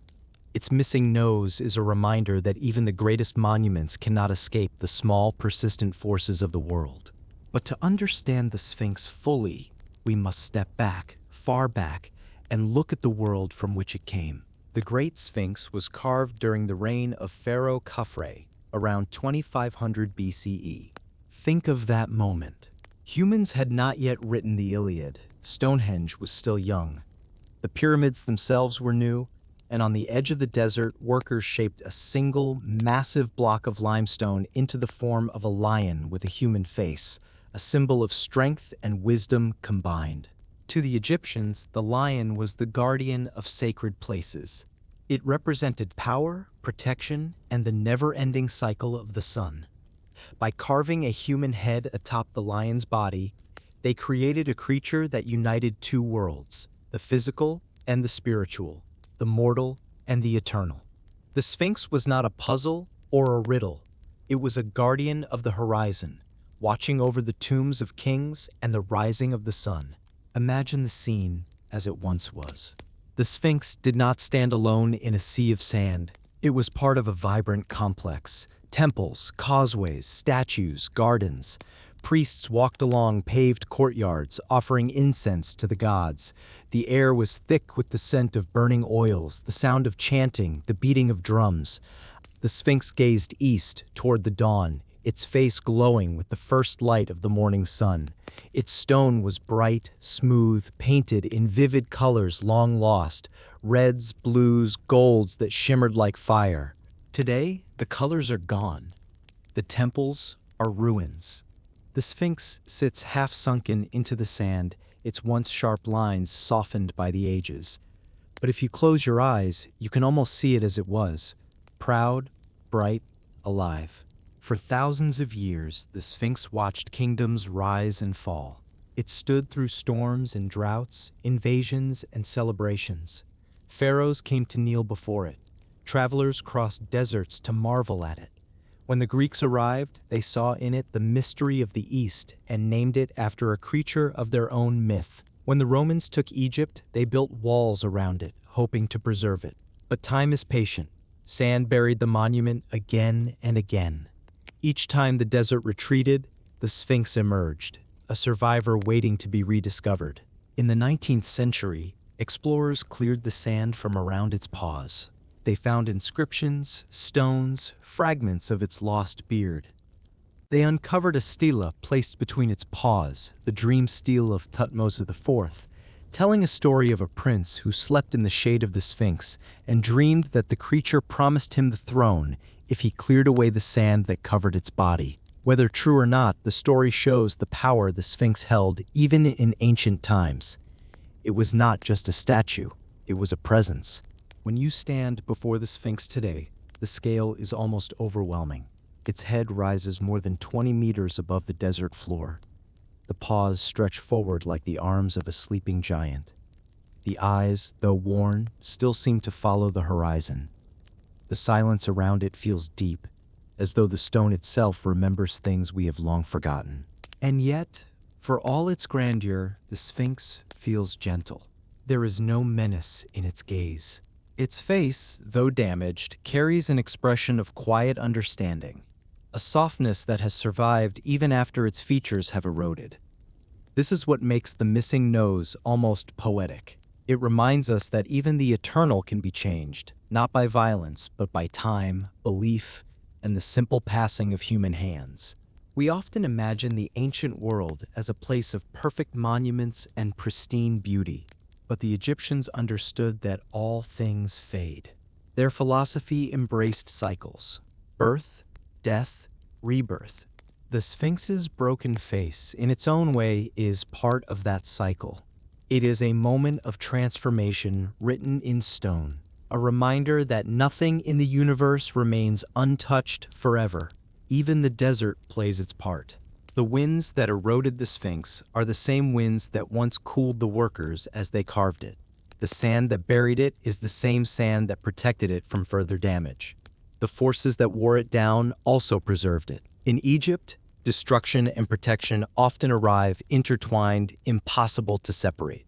As night falls on the plateau, the Sphinx becomes a silhouette against the deepening sky. Its shadow stretches long across the sand. The air cools. Stars emerge overhead, the same stars the ancient Egyptians watched as they mapped the skies and charted the soul's journey through the afterlife. The Sphinx remains still, patient, as it has for nearly 5,000 years. It has seen the world change more times than we can imagine. It has watched new civilizations rise, fade, and return again. Its missing nose is only a small chapter in that endless story. If you listen closely, the silence around it feels almost like a whisper. Not words, but presence. A reminder that we are never the first to stand where we stand. Others came before us, looking up at the same face, asking the same questions, feeling the same wonder. The Sphinx does not answer. It never has. Its purpose is not to speak, but to endure, to hold its place at the edge of the desert, watching the rising sun for as long as time will allow.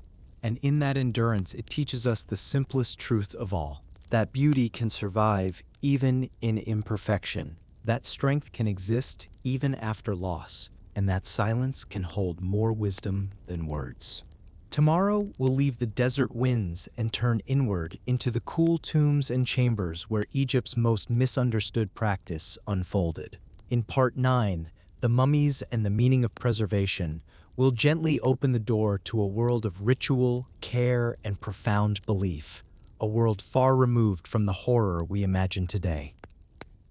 Part 9. The Mummies and the Meaning of Preservation. Deep beneath the warm sands of Egypt, in chambers carved from cool limestone, the air becomes still. The scent of incense lingers even after thousands of years. Faint traces of myrrh, cedar, and fragrant oils once used by careful hands. The light grows dimmer the farther you walk, until only the flicker of a single torch reveals the painted walls and narrow passageways. This is where one of Egypt's most famous practices unfolded, not with fear or horror, but with devotion, tenderness, and an unshakable belief in eternity. We often imagine mummies through the lens of modern stories, wrapped figures rising from sarcophagi, silent and frightening. But the truth is gentler, quieter, deeper. For the ancient Egyptians, mummification was an act of love and respect. It was a final gift to the person who had lived, a way to ensure their safe passage into the next world. To them, death was not the end. It was a threshold, and to cross that threshold, the body needed to remain whole. Not alive, not preserved for display, but intact, like a vessel for the soul's journey. The Egyptians believed the soul was made of many parts. The Ka, the life force, remained near the body after death.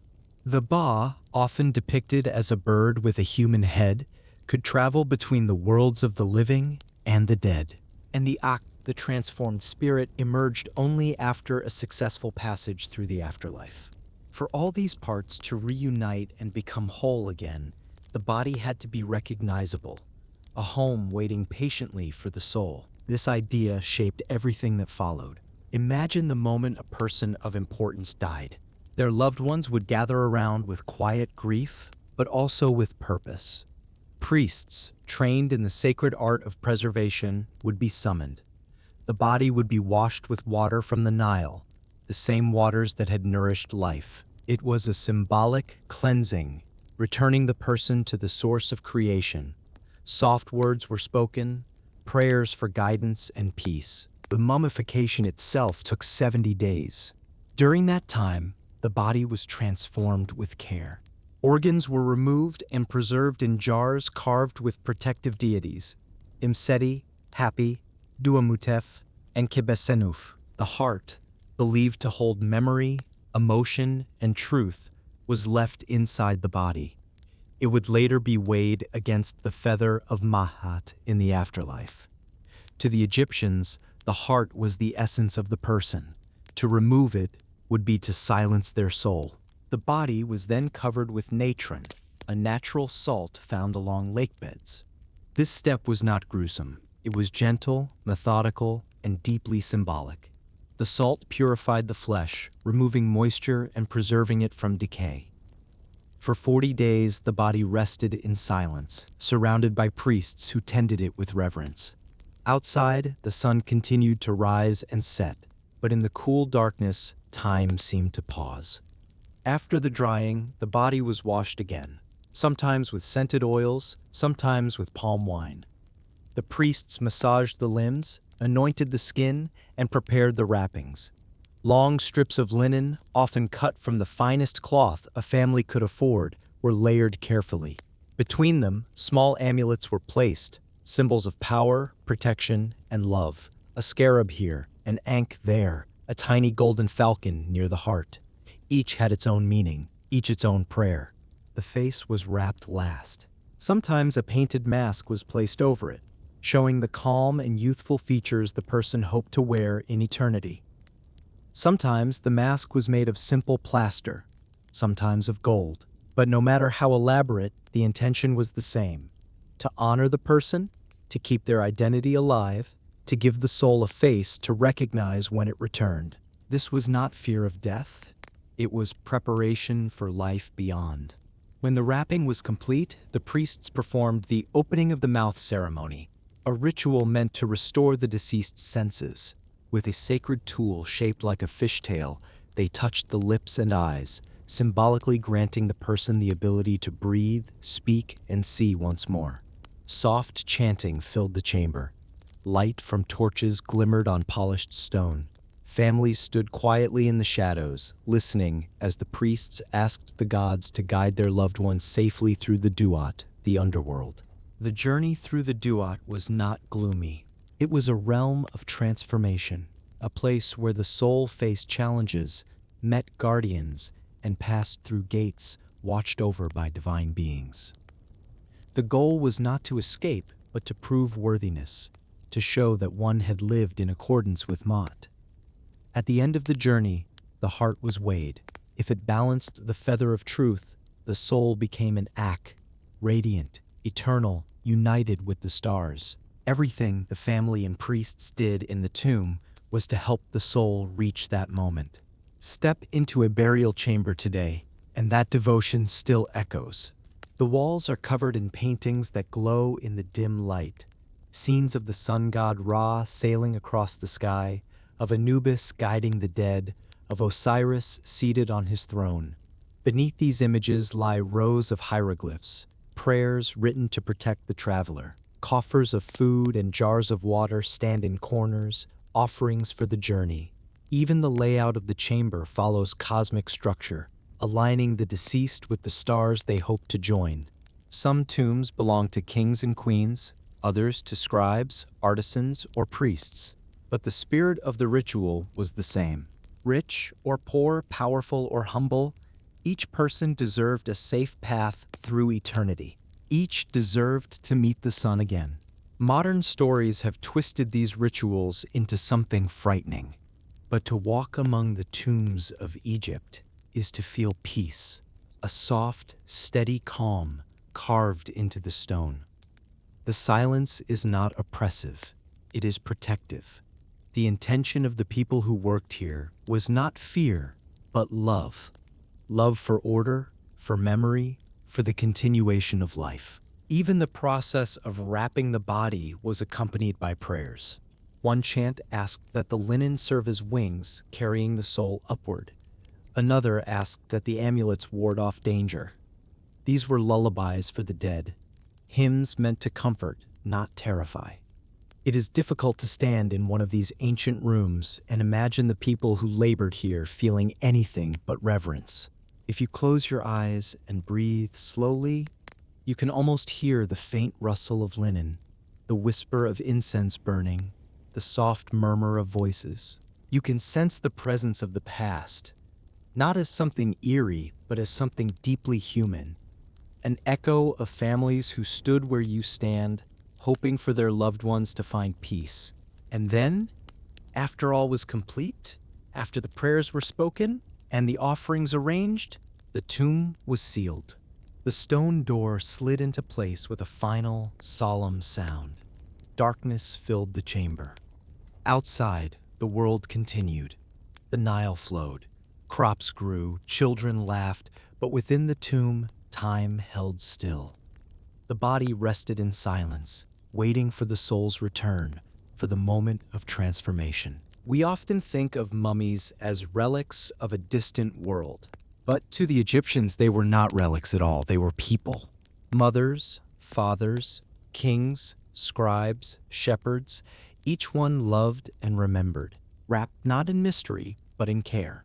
Their preservation was a message that life matters, that memory matters, that the soul deserves a safe path through the great unknown. As we leave the quiet chambers and return to the surface, the desert sunlight feels warm and bright. The wind carries grains of sand across the stone, whispering softly. Somewhere in the distance, the Nile glimmers, the same river that nourished the people who created this world of care, ritual, and hope. Tomorrow, we'll travel deeper into the Egyptian vision of eternity, into the moral and cosmic landscape that shaped every prayer, every ritual, and every hope. In Part 10, The Afterlife was a journey, not a fantasy. We'll walk the path the Egyptians believed every soul traveled step by gentle step. Part 10, The Afterlife was a journey, not a fantasy. Night settles over the Nile like a slow exhale. The sky turns deep violet as stars appear one by one, shimmering above the desert. Lanterns flicker in distant villages, their lights reflected on the water in trembling strands of gold. The world grows quiet, gentle, and still. This is the hour the Egyptians believed the sun slipped into the underworld, the Duat, beginning its nightly voyage through the realm of spirits, shadows, and transformation. To the ancient Egyptians, the afterlife was not a dreamland, nor a simple paradise. It was a journey, long, detailed, and filled with challenges.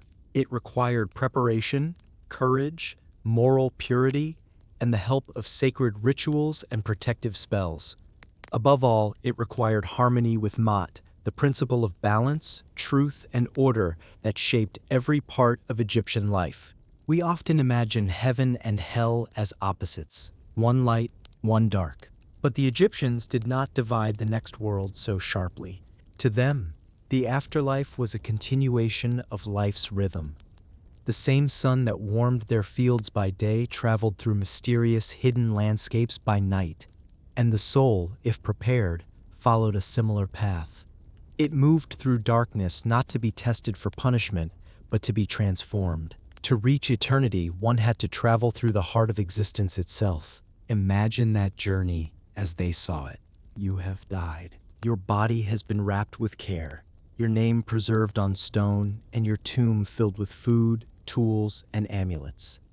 You lie in cool stillness, surrounded by painted walls that show you walking among fields, embracing loved ones, and receiving blessings from the gods. Your family has said the final prayers, and the door to your tomb has been sealed. Inside, silence rests like a soft blanket, but your soul is awake. The moment the last breath leaves your body, the Ka, your life force, rises. The Ba, the part of your soul that can travel, unfurls its wings and looks around the dark chamber. Lamps flicker faintly on the walls, their smoke curling upward. You sense the threshold ahead, the beginning of the Duat. The Duat is not a place of horror. It is a cosmic landscape, mapped in stars and sacred texts, filled with guardians, rivers, and gates.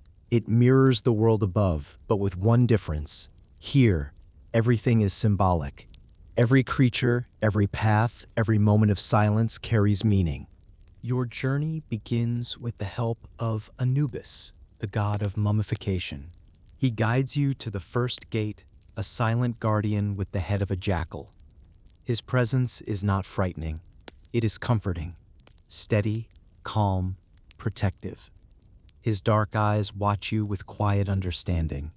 He knows that the path ahead is long. He knows you are not alone. In ancient texts like the Book of the Dead, the Duat is described in layers. Some parts glow with golden light, shimmering with the promise of rebirth. Others are filled with shadows that test a soul's courage. But the Egyptians never saw these tests as punishments.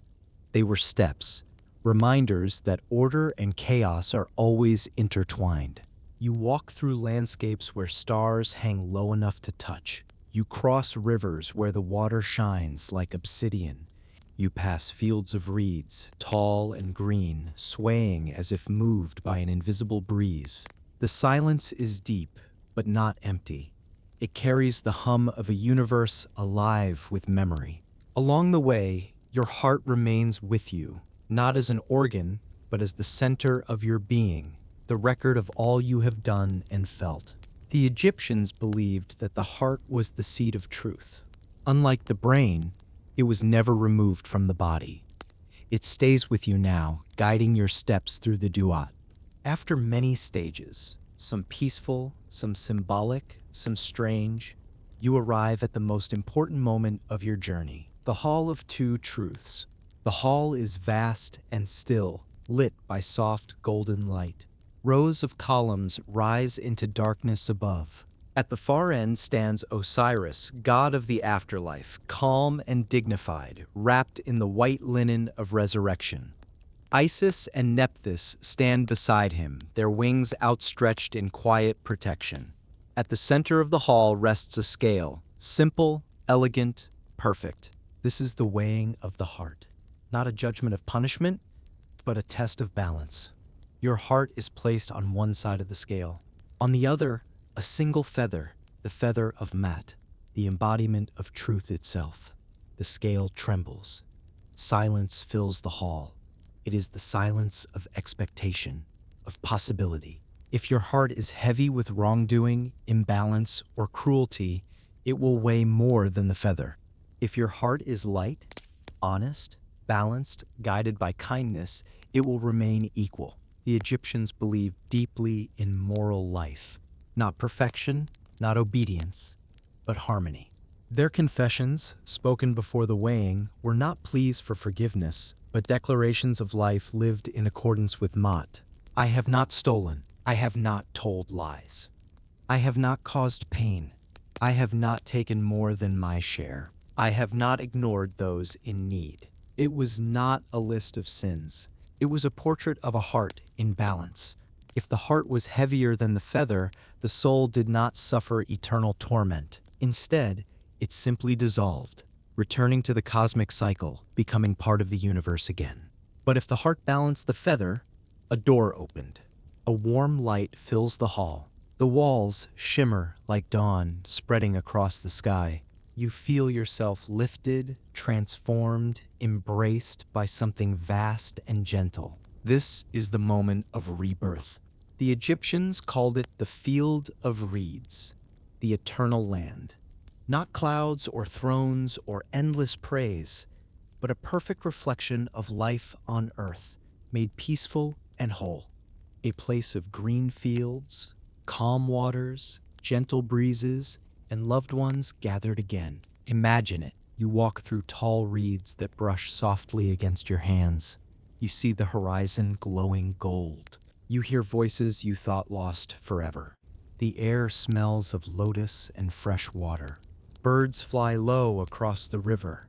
Here you can farm without toil, rest without worry, and live without fear. Time does not rush. Days unfold like slow petals of lotus blossoms. Night comes only with stars that never fade. This was paradise for the Egyptians, not a fantasy of unreachable perfection, but a continuation of what they cherished most: family, harmony, the gentle rhythm of life beside the river. No other civilization imagined the afterlife with such warmth, such practicality, such deep humanity. Their vision was not about reward or punishment. It was about balance, maintaining the order of the cosmos, living in truth, and returning to peace. Above this eternal realm, the sun itself completes the cycle. Each night, Ra travels through the same duat the souls navigate. He battles darkness, not with anger, but with determination, ensuring the world sees dawn again. When the sun rises every morning over Egypt, it is not just a new day. It is proof that the journey continues, for gods, for humans, for the land itself. To the Egyptians, this cycle meant everything. Life was not linear. Death was not final. Existence flowed forward like the Nile, forever moving, forever renewing. And so, when they prepared their dead with care and tenderness, they were not clinging to the past. They were preparing for the next chapter.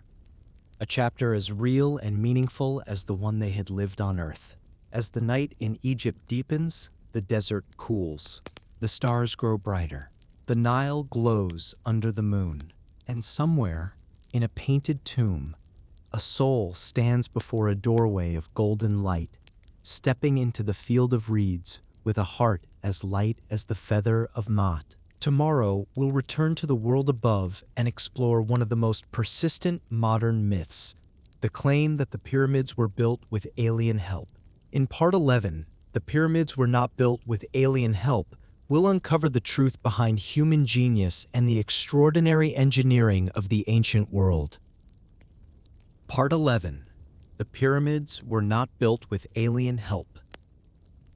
The sun rises slowly over the Giza plateau, tinting the sky with soft shades of amber and rose. The morning wind stirs the grains of sand, carrying the cool whisper of dawn across the ancient stones.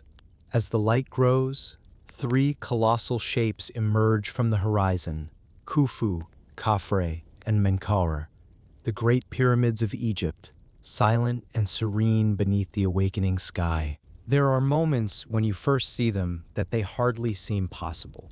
The precision is remarkable. The scale is overwhelming. The lines so perfect against the desert's endless emptiness that they almost look unreal. It's little wonder that many people, standing before such mastery, feel compelled to reach beyond humanity for an explanation. Some imagine extraterrestrial architects whispering blueprints into the ears of ancient kings. Others picture giant machines, lost technologies, or beings descending from stars to place stone upon stone. These stories are dramatic. They're mysterious. They make the pyramids feel like cosmic secrets rather than human achievements. But the truth is quieter and far more beautiful. The pyramids were not built by aliens. They were built by people. People with calloused hands, patient minds, and a profound sense of purpose. People who rose each day with the belief that their work meant something, that it wove them into the balance of the world. To understand how they built these monuments, you must imagine the world they lived in, a world shaped not by machines, but by rhythm, cooperation, and knowledge handed down through generations. The Egyptians were master observers of their environment. Long before the pyramids were even imagined, they watched the movement of stars across the night sky. They charted shadows, measured seasons, and followed the floods of the Nile with remarkable skill. Their calendars were precise, their mathematics sophisticated. Their understanding of balance, physical, cosmic, and spiritual, ran deep. When a pharaoh commissioned a pyramid, he did not summon mystical forces. He summoned engineers, architects, astronomers, and thousands of skilled workers. These were not enslaved people, as we explored earlier, but citizens participating in a sacred duty. Imagine the beginning of a pyramid. The plateau is quiet. The foundation must be perfectly level. Not almost level, but precise to a fraction of an inch across a massive square. Egyptians achieved this by flooding the foundation area with water, marking the waterline, and carving the stone beneath until it was perfectly even. Then came alignment. The Great Pyramid is aligned to the cardinal directions with astonishing accuracy. But this was not magic, it was astronomy. Egyptian priests observed the circumpolar stars, which never set. By watching the rotation of these stars around the north celestial pole, they marked true north with a simple yet elegant method that required only patience and clear night skies. From there, the work became physical. Not supernatural, not otherworldly, physical. The limestone blocks were quarried nearby, shaped with copper chisels and pounding stones made of hard dolerite. Teams of workers carved, smoothed, and prepared each stone with remarkable detail. The largest blocks, the granite used for chambers, were brought from Aswan, hundreds of kilometers away, floated down the Nile on wooden boats that could bear immense weight. The transportation required planning and coordination, but not technology beyond what humans could devise. To move the blocks across land, workers placed the stones on wooden sledges. They poured water over the sand in front of the sledges, reducing friction and allowing teams of 20 or more men to pull each block forward with steady rhythm. We know this not from theory, but from an ancient painting discovered in the tomb of a governor, showing workers pulling a statue while another man pours water on the sand beneath. This was engineering, not extraterrestrial intervention. Ramps were built of mud brick, limestone chips, and desert sand. Some led straight up the sides of the pyramid. Others spiraled gradually higher. The ramps allowed crews to drag the stones upward, layer by layer, adjusting and perfecting each one until the massive structure took shape. As the sun rises higher, imagine standing among those workers. The air warm, but not yet harsh.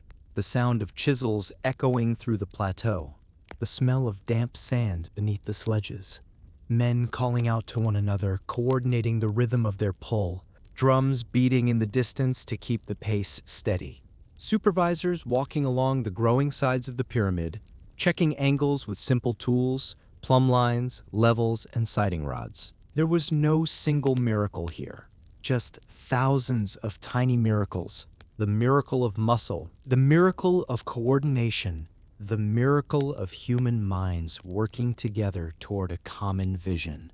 The workers were organized into teams, each with a name and identity. Some were called the Drunkards of Khufu, others the Friends of Menkaura. Their graffiti, carved into hidden stones deep within the pyramids, still survives. These marks are personal. Jokes, nicknames, celebrations.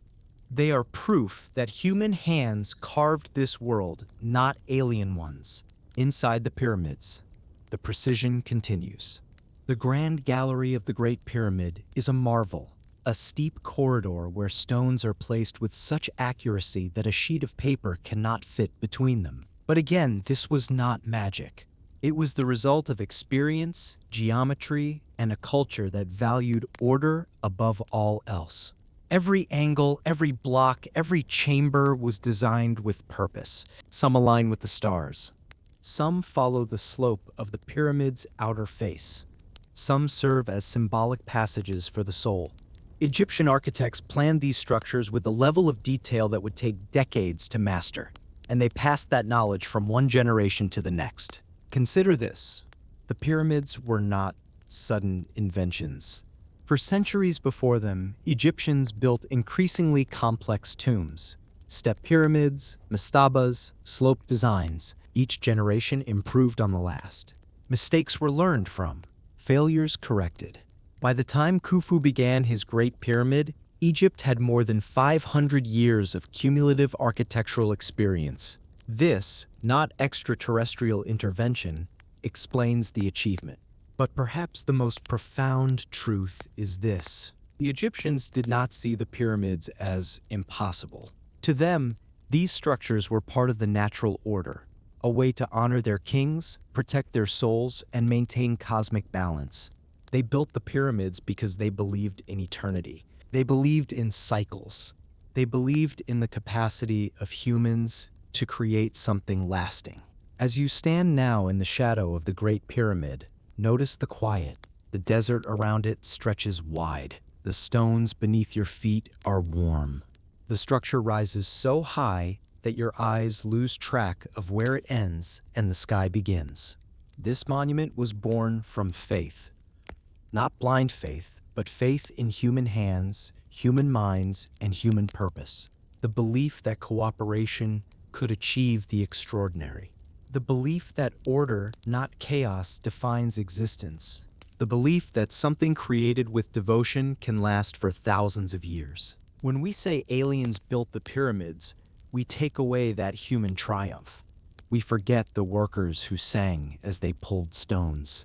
We forget the families who brought bread and water to their husbands and sons laboring on the plateau. We forget the architects who dreamed in geometry, who watched the stars and found meaning in their movements. We forget the scribes who recorded every detail, ensuring knowledge would survive. We forget the kings who imagined that stone could carry a soul into eternity. The pyramids are not mysteries.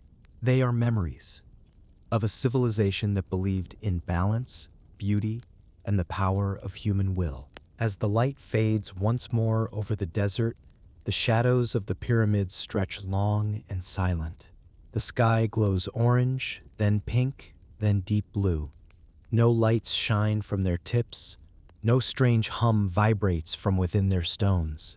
They are quiet, patient, human.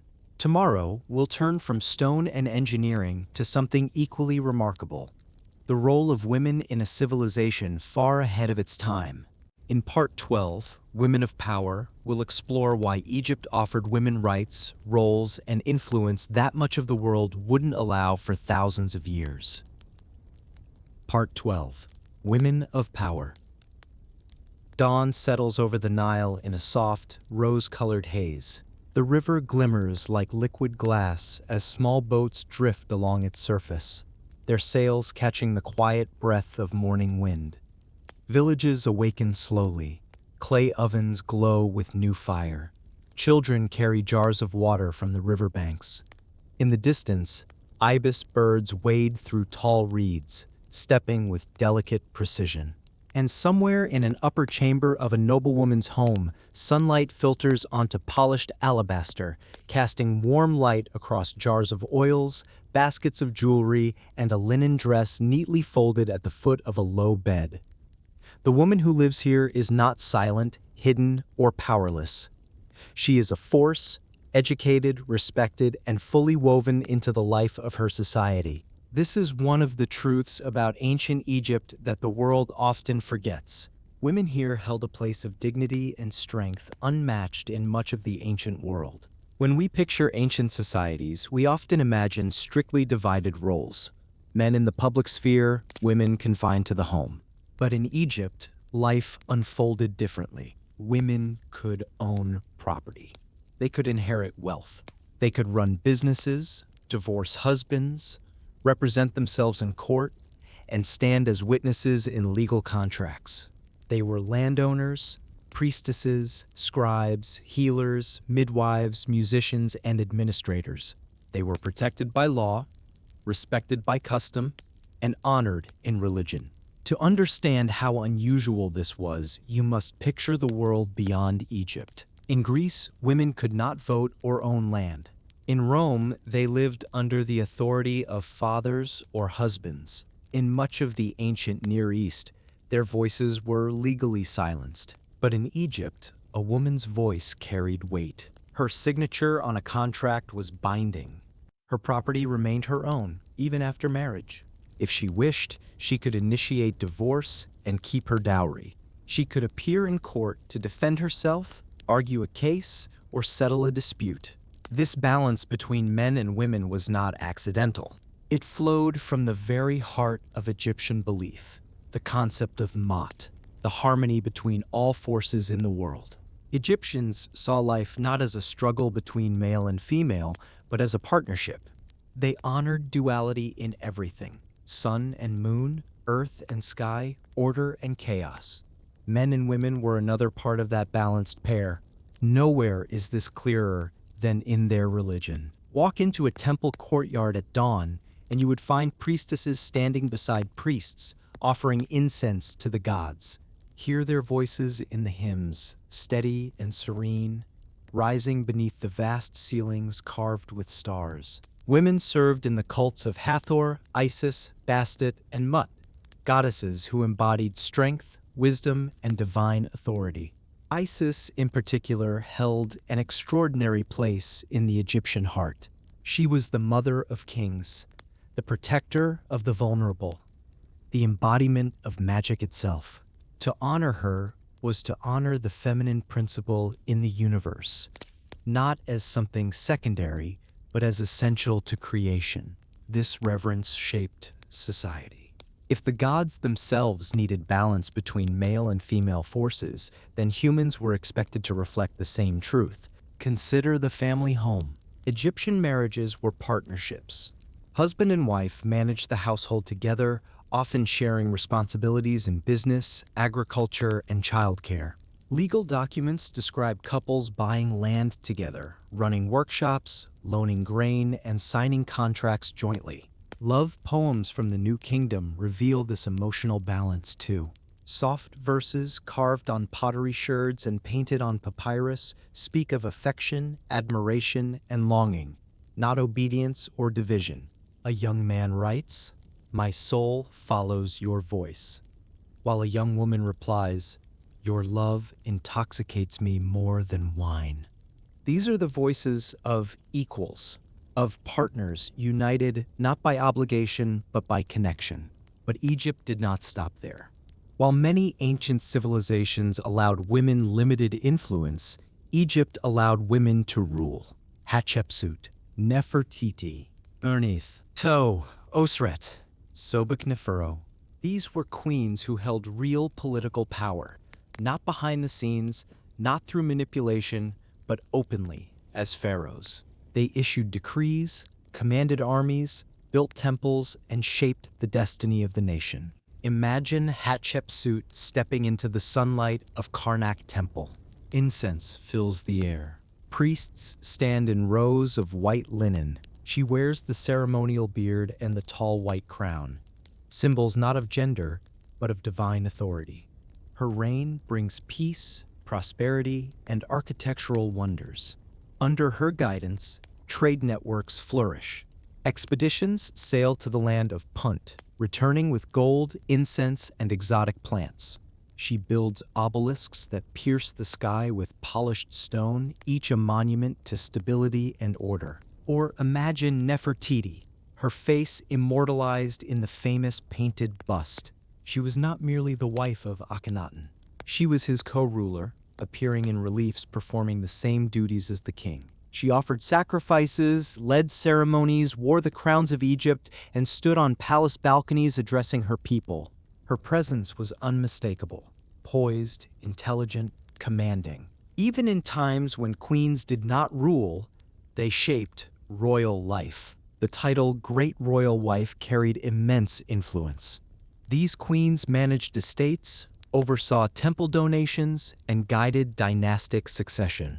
Archaeologists have found letters from foreign rulers begging Egyptian queens for alliances or marriages, proof that the world recognized their power. And beyond palaces and temples, ordinary women shaped life in quieter but equally meaningful ways.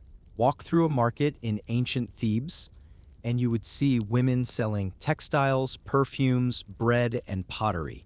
Some were well-known artisans whose names appear in trade records. Others managed family farms, hiring laborers during harvest seasons. Still others served as midwives, healers, musicians, and professional mourners during funerary rites, roles deeply respected and essential to community life. Even education was not forbidden to women. While most scribes were men, some women became literate, especially those in noble or priestly families. A few even rose to high intellectual status, such as Nebet, a vizier from the Old Kingdom, one of the highest governmental positions ever held by a woman in ancient times. This tapestry of female presence, from queens to market vendors, reveals a civilization that understood strength in partnership. Egypt was not a perfect society. It had hierarchies, challenges, and limitations like any other. But its treatment of women stands out in history, not as an exception, but as part of its worldview, that the universe works only when all forces work together. It is no wonder, then, that Egyptian art often shows husbands and wives standing side by side, hands gently touching, equal in size, equal in presence, equal in importance. Their names are carved together, not one beneath the other. Their images reflect not a hierarchy, but unity. As evening returns to the Nile, listen to the sounds of Egypt settling into night. In a noble household, a woman finishes recording grain deliveries. Another lights lamps along the courtyard wall. A priestess prepares offerings for a moonlit ritual. A queen consults with advisors in a quiet chamber of the palace. A mother tucks her child into bed, whispering a soft prayer to Hathor for protection. These lives are not hidden in shadows. They are part of the pulse of the land, essential, visible, respected. Egypt thrived for 3,000 years, and part of its resilience came from this balance. It did not waste half its potential. It recognized the strength in every voice, every role, every person, man or woman. Tomorrow will shift from social life to daily life itself. From queens and priestesses to families, farmers, scribes, and artisans. In Part 13, The Real Face of Daily Life, we'll walk through ancient homes, listen to markets, taste the bread, feel the sun, and experience Egypt not as myth or monument, but as a living world filled with human warmth. Part 13, The Real Face of Daily Life. Morning comes softly to ancient Egypt. The first light spills across the Nile, turning the water a pale silver blue. The air is cool and tender, carrying the scent of river reeds and the faint sweetness of blooming lotus. As the sky brightens, the land begins to stir, quietly, gently, without hurry. This is not the Egypt of monuments and kings. This is the Egypt of daily life, where ordinary people wake, stretch, laugh, work, rest, and grow old beneath the same sun that shines on pyramids and palaces. Walk with me now into that world. In a small mud brick house near the riverbank, a woman rises before the sun. The walls around her glow faintly as the first daylight enters through a simple reed window. She ties her hair with a strip of linen, steps into the courtyard, and starts the fire. Clay pots sit beside her, filled with barley, onions, and herbs. The smell of baking bread soon drifts through the still air, warm, earthy, familiar. It is the same scent that has opened mornings for thousands of years. Her husband steps outside as she pulls flat loaves from the oven. He washes his face in cool river water, rubbing it gently with a smooth stone of natron.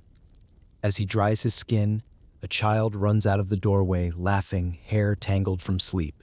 The mother hands the child a piece of warm bread and a fig, brushing dust from the small face with tender fingers. This is life. Simple, quiet, full of small rituals. Across the village, other families wake in much the same way. A potter kneads clay in his workshop, his hands coated in soft gray earth. He sits at his wheel, turning it with one foot, shaping smooth curves with practiced ease. Nearby, a scribe sharpens his reed pens and sets out small cakes of soot and red ochre for ink. A fisherman loads nets onto his boat, humming as he pushes off into the river. A group of older women gather under a palm tree, discussing the day's tasks while braiding each other's hair.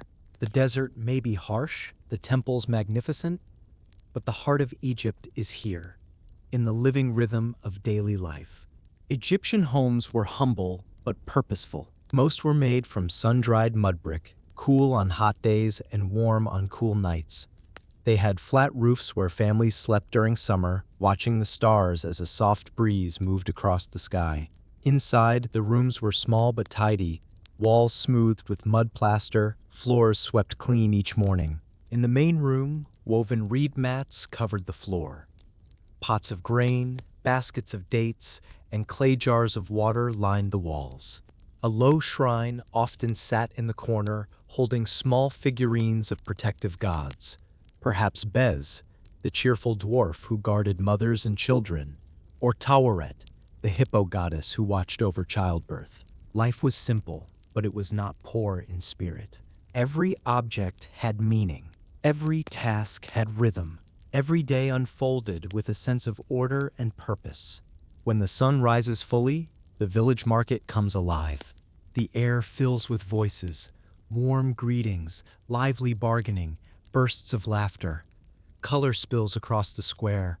Clay pots stacked in rows, baskets overflowing with vegetables, linens dyed in soft shades of blue and red fluttering on display. A butcher arranges cuts of goat on a wooden board. A woman sells perfume oils, their scents drifting through the air. Myrrh, lotus, cinnamon. Fishermen unload shimmering tilapia from the river, the scales catching sunlight like tiny mirrors. Children run between stalls, playing games with sticks and pebbles. People greet each other by name, they exchange news, they trade stories, along with grain and spices. It is a communal heartbeat, steady, warm, familiar. Egypt thrived on the skill of its craftsmen. Stonecutters carved statues with gentle precision. Carpenters shaped beds, boxes, chests, and doors from acacia and sycamore wood.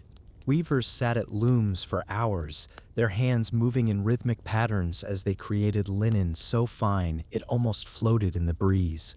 In a painter's workshop, powders of malachite, ochre, and lapis lazuli sit in small bowls, ready to be mixed with water to create vibrant colors. The painter dips his brush, a bundle of rush fibers tied together, and fills a papyrus sheet with images of gods, boats, animals, and daily scenes. His work will end up in a tomb, a home, or a temple. He paints not for vanity, but to help life endure. Meals in ancient Egypt were simple, nourishing, and full of flavor. Breakfast might be fresh bread, figs, cucumbers, and beer. A thick, nutritious beverage more like liquid bread than modern beer. Lunch could include fish roasted over a fire, lentils sprinkled with herbs, or onions stewed with garlic and greens. Evening meals were eaten together on mats, with bowls shared between loved ones. Dates, honey, and pomegranates added sweetness. Goat cheese added richness. And on special occasions, festivals, harvests, weddings, people feasted on roasted fowl, pastries, and wine. Eating was not only sustenance, it was connection to family, to seasons, to the land itself. Children in Egypt lived lives full of play and exploration. They ran beside the riverbanks, skipping stones across the water. They crafted toys from clay, horses, lions, dolls with movable limbs. They played games with sticks and hoops, practiced swimming in the Nile's shallow edges, and chased each other under the shade of palms. Though many began learning family trades early, Childhood was respected and cherished. Songs were sung to infants. Charms were tied to their wrists for protection. Mothers and older siblings told stories of gods and heroes during quiet evenings, their voices soft under the starlit sky. Music drifted through Egyptian villages from dawn to dusk. Women played sistrums, their gentle rattles echoing softly. Men played flutes carved from reeds, producing calm, airy melodies that matched the rhythm of the river. Drums, lyres, harps, and tambourines accompanied festivals, ceremonies, and simple moments of leisure. And then there was dance, graceful, expressive, celebratory. At weddings, during feasts, and on holy days, dancers performed in courtyards, their movements flowing like water, their hands telling stories no words could capture. Joy was not rare, it was woven into the world. As the sun lowers behind the western cliffs, casting warm orange light across the fields, the pace of life slows. Farmers return from the fields carrying bundles of reeds or baskets of barley. Craftsmen clean their tools and close their workshops. The air cools, carrying the smell of cooking fires and crushed herbs. Families gather in courtyards, eating dinner while soft conversation fills the air. A grandmother tells stories of ancient kings. A father hums a quiet tune. Children doze in their mother's arms as the first stars appear. Night in Egypt is calm, deep, and filled with gentle sounds. The distant call of frogs near the river, the rustle of palm leaves, the murmur of families preparing for sleep. People climb to their rooftops to rest beneath the open sky, cooled by the breeze, protected by the constellations they believed guided the souls of the departed. The real Egypt, not the Egypt of spectacle or myth, was a place of home, a place of warmth, laughter, shared meals, and simple joys. A place where life unfolded in a steady rhythm, in harmony with the river and the land. A place where the extraordinary beauty of daily living mattered just as much as the grandeur of temples and tombs. For all its gods, for all its monuments, Egypt's deepest legacy is human. The tenderness of families, the skill of craftsmen, the chatter of markets, the sweetness of figs eaten beside the Nile. As the night deepens, the village grows quiet. The river glows under the moon, flowing as it always has. Somewhere, a dog barks softly. A mother whispers a final lullaby. And the warm wind carries the scent of distant jasmine over the rooftops. Tomorrow, we'll turn from daily life to the world of symbols, the colors, shapes, and artistic codes that guided Egypt's imagination for thousands of years. In Part 14, The Language of Color and Symbol, we'll step inside tombs glowing with paintings, explore the meaning of pigments, and discover how art served not beauty alone, but eternity. Part 14, The Language of Color and Symbol. Inside a quiet tomb, deep beneath the sands, the air is cool and still. A small beam of light enters from a crack in the ceiling, illuminating a patch of painted stone. In that narrow glow, colors appear. Vibrant blues, warm reds, soft greens, pure golds. Though centuries have passed, the pigments remain alive, as if the artists brushed them only yesterday. The walls are not simply decorated, they speak. Every color, every line, every symbol carries meaning. To the Egyptians, art was not an imitation of life. It was life.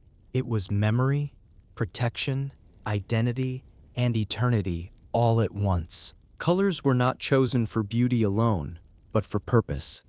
Symbols were not simple pictures, but spiritual tools, carefully arranged to guide the soul and preserve the story of a person's life long after their footsteps faded from the earth. Walk with me now, slowly, into that world of painted silence, where every shade and shape captures a whisper from the ancient past. The power of color. Egyptian artists used colors with intention. Each hue had symbolic meaning, rooted in nature and belief. Colors were not merely decoration. They carried messages to gods, spirits, and time itself. Blue, the color of the heavens. Blue, made from crushed lapis lazuli or copper minerals, represented water, the sky, creation, and protection. When you see a god painted in deep blue, it means divinity, a connection to the eternal sky. When a pharaoh wears a blue crown, it signals his role as protector of the land. Blue was peace. Blue was life emerging from the Nile. Blue was the breath of creation. Green, the color of rebirth. Green came from malachite and copper-based pigments. It symbolized regeneration, health, and vegetation. Osiris, god of the afterlife, is often shown with green skin, not as a corpse, but as the embodiment of renewal. When Egyptians painted the walls of tombs with green fields, they were painting eternity, the field of reeds that awaited the righteous soul. Red, the color of energy and power. Red was the color of blood, heat, and vitality. It symbolized passion, life force, and at times destructive power. Sandstorms from the desert, associated with the god Seth, were linked to red's more chaotic side. But in most scenes, red is strength, the flush of energy that keeps life moving. Men were often painted with red-brown skin to reflect time outdoors under the sun. Yellow and gold, the eternal. Yellow represented the sun's light, indestructible, and divine. Gold was the skin of the gods, objects meant for eternity. Sarcophagus masks, jewelry, statues of deities gleam with this color to show they were part of the immortal world. To paint something gold was to claim it for forever. White, the color of purity. White was made from crushed limestone. It symbolized sacredness, clarity, and ritual cleanliness. Priests wore white linen during ceremonies. Offerings to the gods were wrapped in white cloth, reflecting simplicity and purity of intention. Black, the color of fertile soil. Black, far from representing death alone, symbolized life and regeneration. It came from the rich soil left by the Nile's floodwaters, the Kemet, the Black Land. This soil nourished Egypt more deeply than gold ever could. Black was potential, the womb of creation, the seed of rebirth, the design of eternity. Egyptian art followed strict rules, not to restrict creativity, but to preserve order in a world where chaos always lurked at the horizon. These rules made the artwork timeless, legible, and sacred. Profiles and full eyes. Human figures were drawn in composite perspective. Heads shown from the side, eyes shown from the front, shoulders from the front, legs from the side. This wasn't lack of skill. It was a deliberate attempt to show each part in its most recognizable and powerful form. To show the whole truth of a person, you combined the strongest angles of every feature, sizes that reveal importance. Egyptian art wasn't meant to imitate physical reality. It depicted spiritual reality. The bigger the figure, the more important the person. A pharaoh towers above servants, not because he was tall, but because his role held more cosmic weight. This symbolic scale ensured that generations reading the walls would immediately understand the hierarchy and meaning of every scene. The hierarchy of position. Scenes were arranged in horizontal registers, tidy rows stacked like layers of meaning. Nothing wandered. Everything had a place. This structure mirrored the Egyptian worldview. Orderly, stable, balanced, like the course of the Nile. Symbols that spoke without words. Now step closer to the wall. Look at the tiny shapes carved beside the figures. Each one is a symbol, a piece of Egypt's sacred vocabulary. The Ankh, breath of life. Shaped like a loop atop a cross, the Ankh represents life. Gods hold it to the lips of the deceased, granting them air for eternity. It is not decoration. It is a blessing. The Djed pillar. Stability. A tall, column-like symbol with stacked layers, the Djed represented strength and endurance. It was linked to Osiris, who embodied resurrection. Families placed Djed amulets on mummies to ensure the spine and spirit remained strong. The scarab, becoming. The dung beetle rolling the sun across the sky, To Egyptians, it symbolized transformation, renewal, and the rising of the sun. Scarabs were placed over the heart to remind the gods of the soul's right to be reborn. The lotus, creation, and purity. The lotus flower closes at night and blooms again at dawn, a symbol perfectly aligned with the Egyptian idea of rebirth. It appears on crowns, thrones, and the hands of gods. The crook and flail, kingship. Held by pharaohs, the crook symbolized guidance. The flail symbolized nourishment. Together, they represented a ruler who both leads and provides. Tomb paintings, more than art. The walls of a tomb were not memories of life. They were blueprints for eternity. When a painter filled a tomb with scenes of farming, feasting, and family, he wasn't creating nostalgia. He was ensuring the deceased could continue these activities in the afterlife. Servants grinding grain. Farmers harvesting wheat. Musicians playing harps. Dancers swirling in graceful arcs. Boats sailing on calm waters. To the Egyptians, representing something was a way of making it real forever.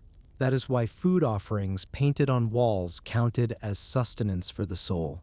Why images of doors acted as portals. Why scenes of gods provided protection. The beauty of simplicity and repetition. Egyptian art often repeats patterns. Rows of reeds, waves of water, flocks of birds, lines of hieroglyphs. This repetition wasn't monotony. It was meditation. Patterns preserved order. Patterns calmed the mind. Patterns mirrored the predictability of the Nile, the heartbeat of life itself. Where modern art values personal expression, Egyptian art valued cosmic truth, a home for the soul. Every symbol, every pigment, every stroke of the brush was chosen to guide a soul on its journey. Imagine a loved one standing beside a tomb painter thousands of years ago. The painter dips his brush into blue pigment. He fills the sky with color that still glows today. He draws a boat carrying the sun god Ra, because the deceased must join him in the eternal cycle. He paints fields of wheat, lush and golden, the promise of everlasting peace. He draws family members smiling, so the soul never feels alone. This was not art for art's sake. It was care. It was memory. It was a map, a world that still glows. Even now, when tourists enter tombs with flashlights or lamps, the colors shine through darkness like embers from another time. The reds still glow.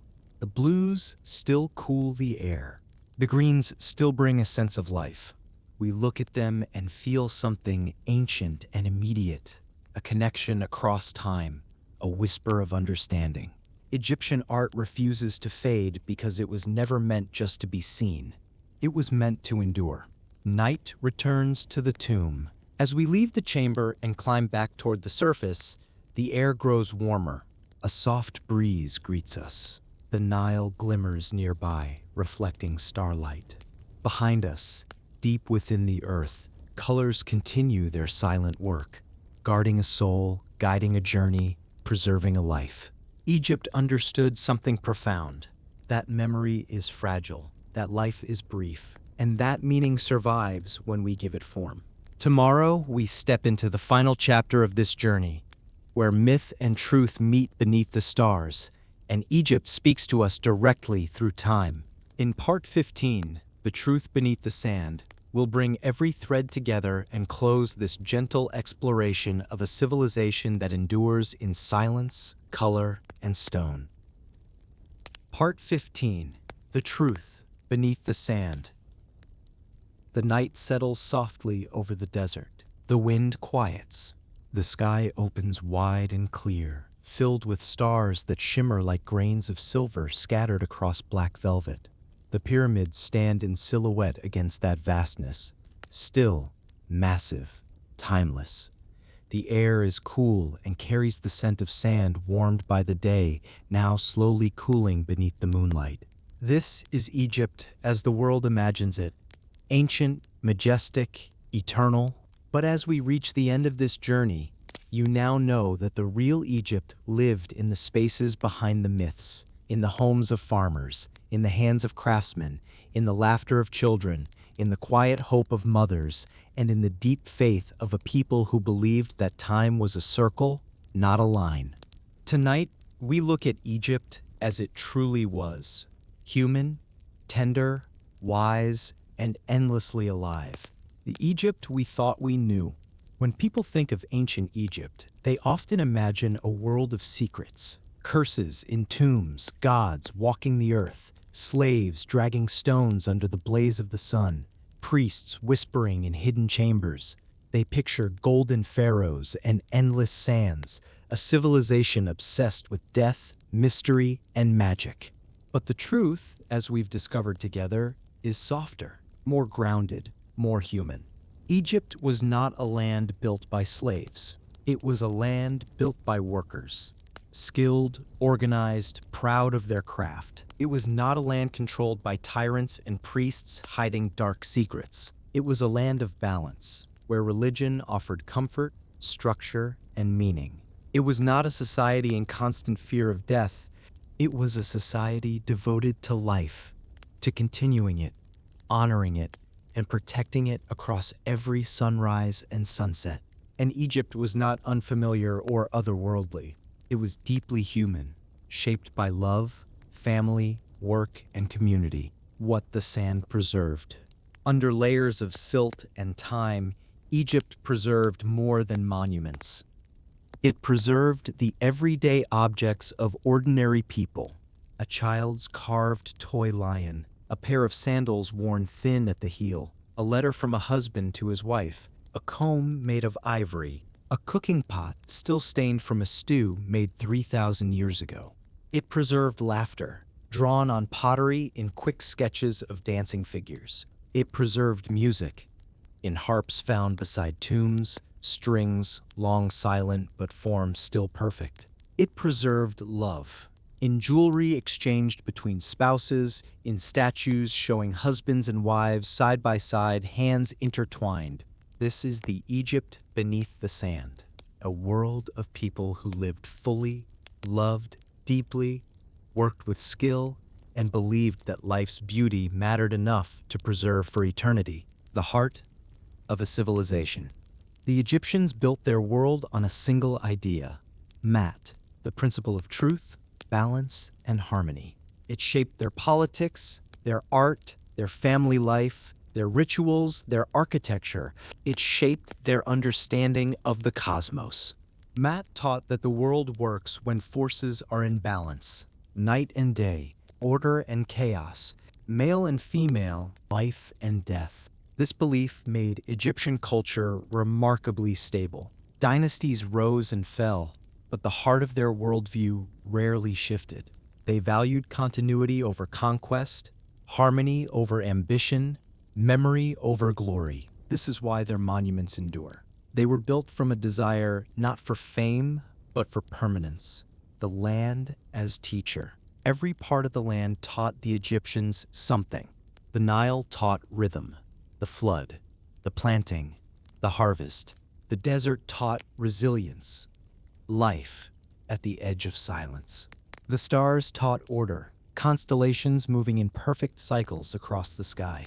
The sun taught renewal, dying each night, reborn each morning in the east. This deep observation of nature shaped their art, language, and belief.